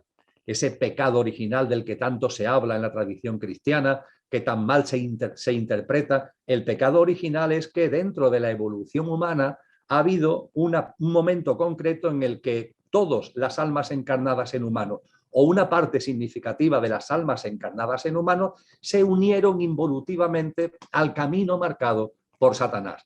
A partir de ahí, ese pecado original que dicen que pasa de padres a hijos, nos dice la tradición católica y nos dice también la tradición cristiana, tiene que ver con el hecho de que esas almas son las que se siguen encarnando. Esas almas no solamente se encarnaron en ese momento, se han encarnado también posteriormente. Y en sus encarnaciones llevan consigo esa unión, esa ligazón a ese movimiento involutivo, por llamarlo de alguna manera.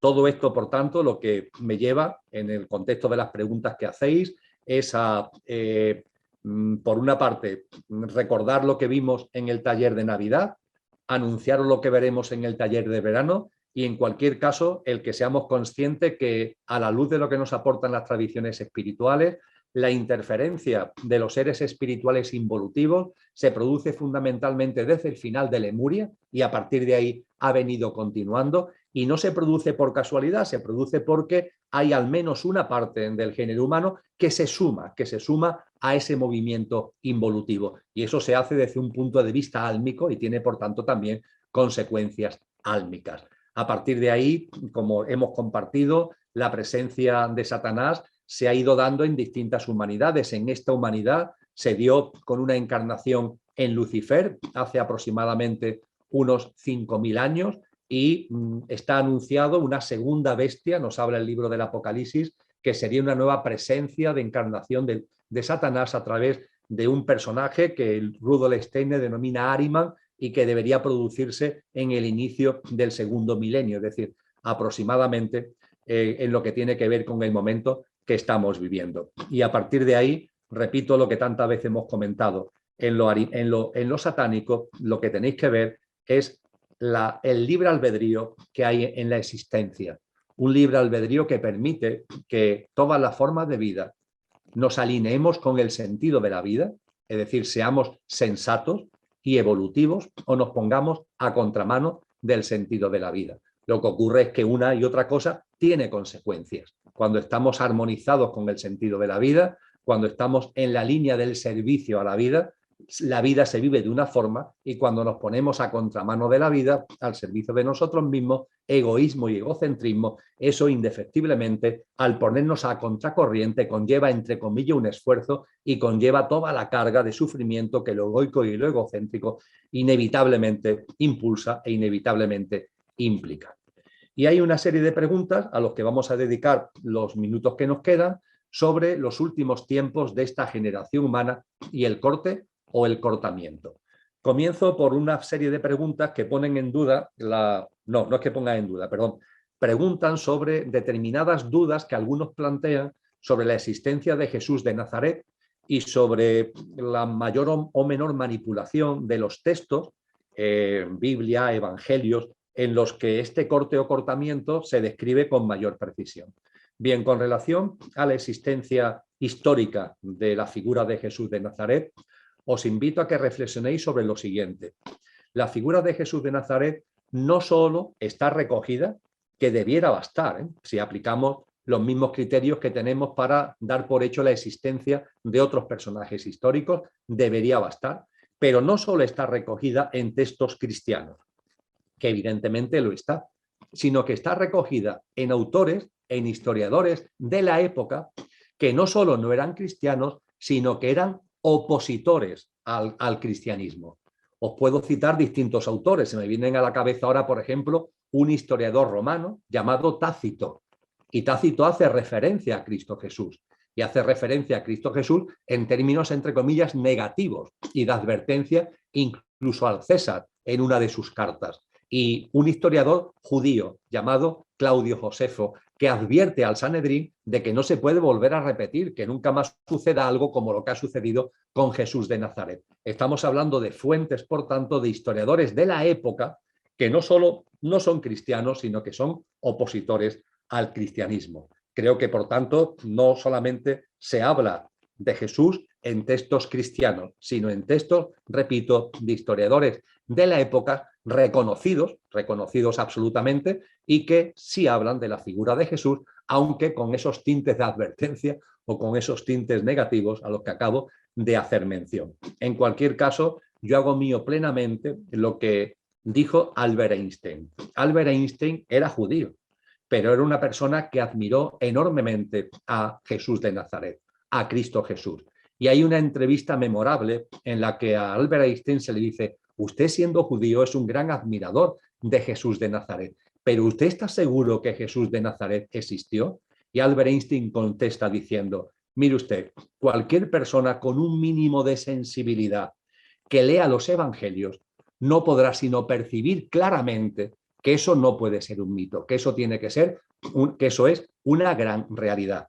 Pero eso sí, como decía Albert Einstein, hay que tener un mínimo de sensibilidad. En una humanidad, en una sociedad que ha matado a Dios y que cada vez vive más de espalda a lo trascendente, estamos perdiendo como humanidad, como sociedad, en este tramo final que nos va a conducir al corte o al cortamiento, esa sensibilidad a la que hacía referencia Albert Einstein. Por tanto, lo que comparto con vosotros con toda claridad y con toda rotundidad es que creo que no hay ningún motivo para poner en cuestión para nada la existencia histórica de ese personaje llamado Jesús de Nazaret, más allá del hecho, además, de que en él encarnó lo que es la energía crística, esa enorme fuerza, el verbo divino al que se hace referencia en la tradición cristiana. Y en cuanto a la manipulación de los textos, mirad, amigos, cuando no se entienden los textos no pueden ser manipulados. Los evangelios hay muchos, los oficiales o canónicos y los apócrifos. Los apócrifos han sido ignorados, pero ahí están para el que quiera acudir a ellos.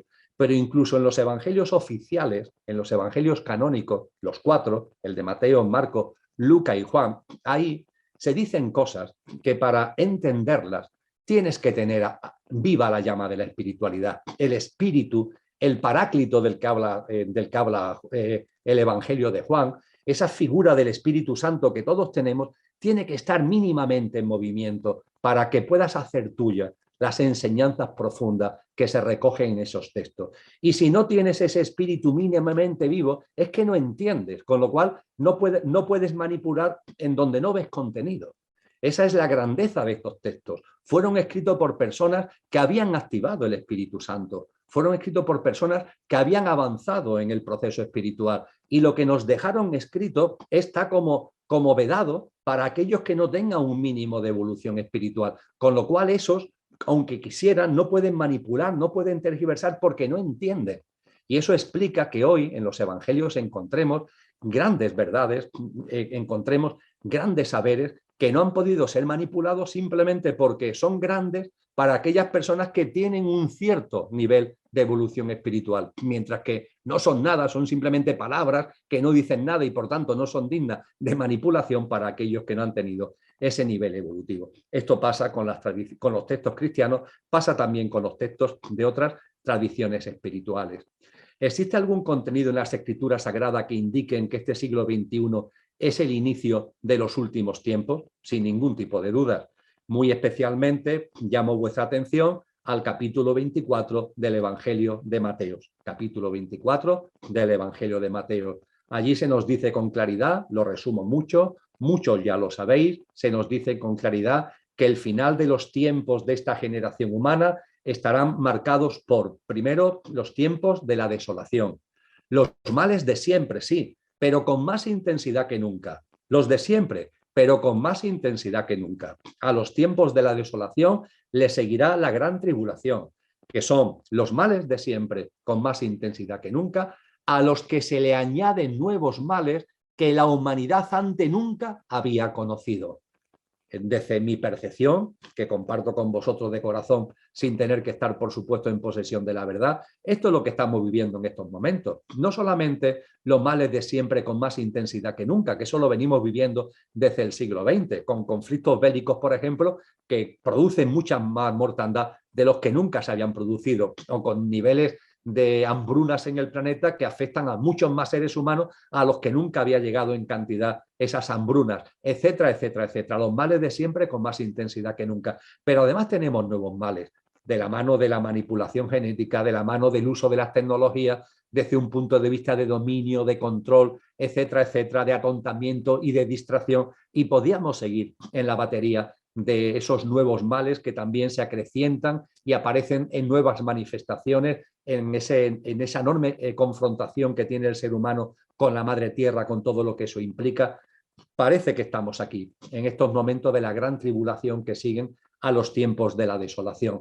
Y a partir de ahí, lo que seguirá a los tiempos de la gran tribulación tiene que ver con el triunfo de la bestia, es decir, con un sistema ya global donde la iniquidad, la maldad, entre comillas, se habrá plasmado globalmente en la humanidad, lo cual no significa que no haya seres humanos y almas encarnadas en seres humanos que tengan un vivir consciente y que tengan un vivir en justicia, los justos de los que hablan los cristianos. Esto no significa que en esos momentos de iniquidad no subsistan, no sobrevivan seres humanos con un nivel evolutivo significativo. Estarán ahí, vamos a incluirnos nosotros, estaremos ahí, pero ese triunfo de la bestia a su vez no es sino la antesala del final de esta quinta subgeneración humana, de esta humanidad, para el inicio de una nueva humanidad, la sexta subhumanidad de esta sexta humanidad anunciada perfectamente por Cristo Jesús. Con lo cual, todo lo que se dice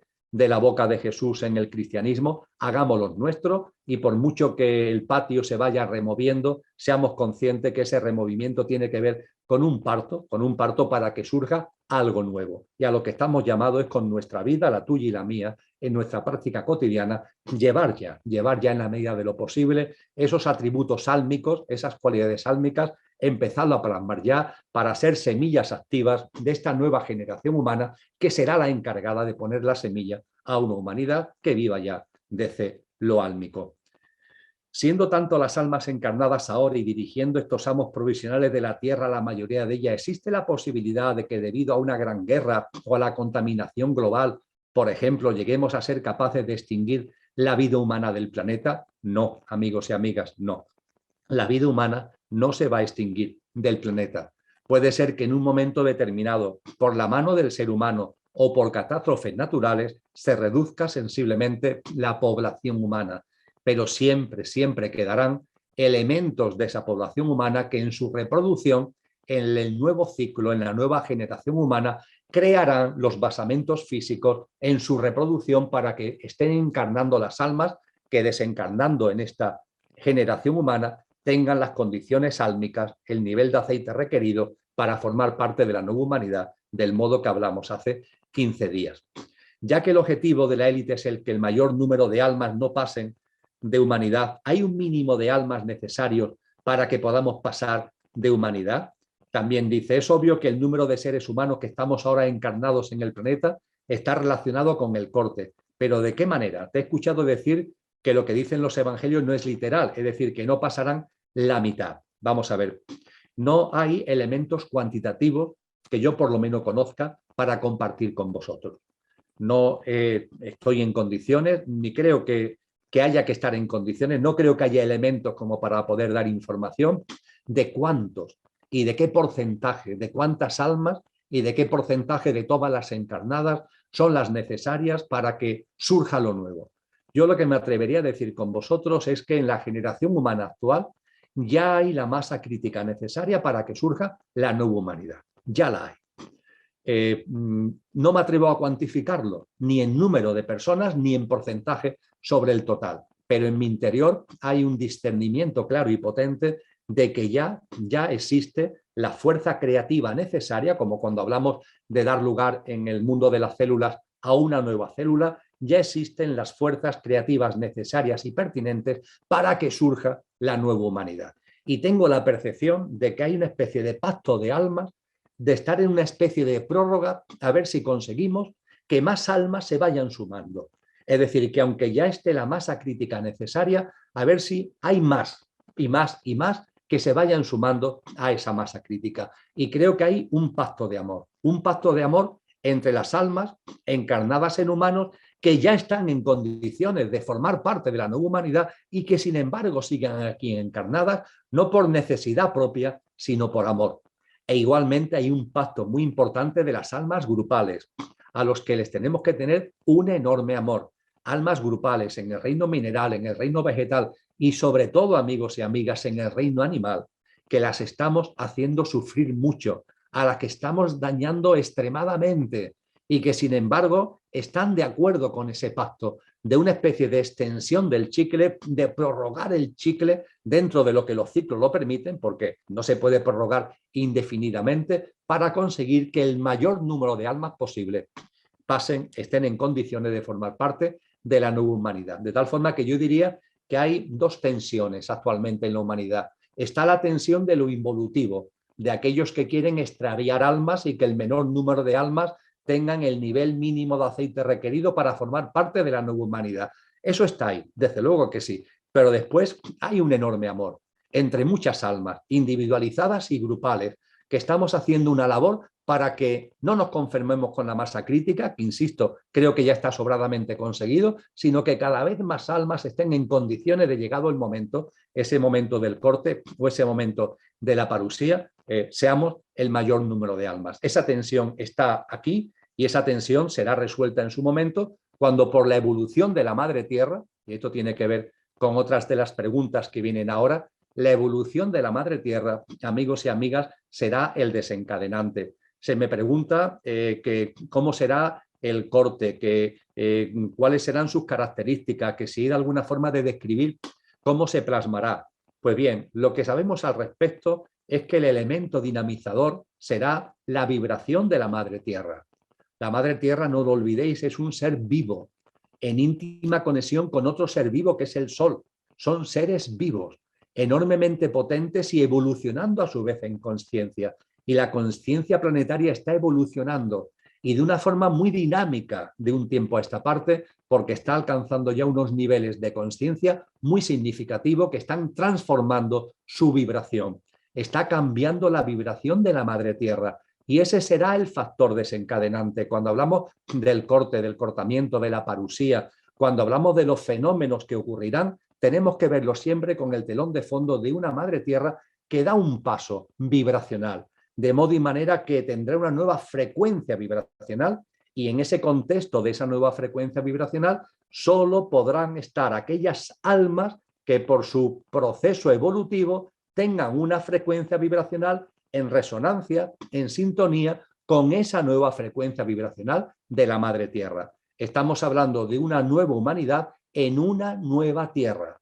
Esa nueva Tierra es esta Tierra, pero con una vibración que sube, que se eleva. Y esa vibración, esa subida, ya se está produciendo. Por ejemplo, la resonancia Schumann nos ofrece información al respecto. Eso ya se está produciendo, está ahí delante nuestra. Y lo que tenemos que hacer ahora es mirarnos a nosotros, mirar a esta humanidad. Yo estoy convencido, repito, que en esta humanidad ya hay masa crítica sobrada para dar lugar a una nueva humanidad dentro de esa nueva Tierra. Y ahora lo que tenemos que hacer es mirarnos a cada uno de nosotros mismos y el percibir si ya estamos en características vibracionales como para formar parte de esa nueva humanidad en esa nueva Tierra. Y esto, amigos y amigas, no son palabras, son hechos, práctica de vida, prácticas de vida. Estamos en el momento de enfatizar sobre todo esto y fundamentalmente una práctica de vida. Cuando hablamos de humanidades, cuando hablamos de la evolución de las humanidades, la evolución de subhumanidades y en particular dentro de esta humanidad, cuando hablamos del final de esta generación humana para que surja la siguiente, la Madre Tierra está haciendo su función. La humanidad está haciendo su función. La pregunta es, ¿lo estoy haciendo yo? ¿Lo estás haciendo tú? Esa es la gran pregunta. Y esa es la pregunta que tenemos por delante para nuestra evolución y por lo que nos corresponde aportar a la evolución del consciente colectivo. Y esto es una práctica de vida donde intentemos ser cada vez más auténticos, cada vez más coherentes con nuestro auténtico y verdadero ser. Todo el estudio de la antropogénesis, todo el estudio de las humanidades nos llevan a esta última conclusión.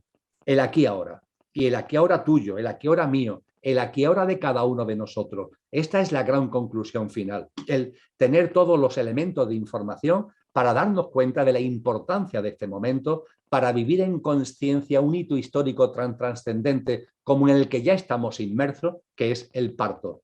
Y no tengáis ningún tipo de duda que el parto, amigos y amigas, ya ha comenzado. ¿Cuánto va a durar? No lo sabemos, pero no hace falta ser demasiado observador para percibir con claridad que el parto ya ha comenzado. Podemos entender el papel de ese parto entendiendo todo lo que hemos compartido en estas 4 horas y en el texto que os he remitido acerca de antropogénesis. Y a partir de ahí, que cada uno baje al terreno de su propia vida una dinámica de vida, una práctica de vida que nos haga testigos, nos haga semillas activas y nos haga participantes creativos en la generación de algo tan hermoso como lo que evolutivamente va a venir con la gran colaboración de la Madre Tierra y de su evolución vibracional. Así que, amigos y amigas, seguiremos precisamente hablando de la Madre Tierra y de la humanidad en el próximo encuentro mensual, el del mes de marzo, donde el día 3, el jueves día 3, primer jueves de mes, hablaremos del cambio climático. Un tema tan controvertido sobre el que se levantan tantas opiniones e intentaremos hacer una aproximación consciente al cambio climático. Si os apetece, nos vemos el día 3 de marzo. Un abrazo muy fuerte, muchas gracias por vuestra atención y también un abrazo y muchas gracias a ti, Kiko. Gracias, Emilio, hasta el día 3. Gracias a todos.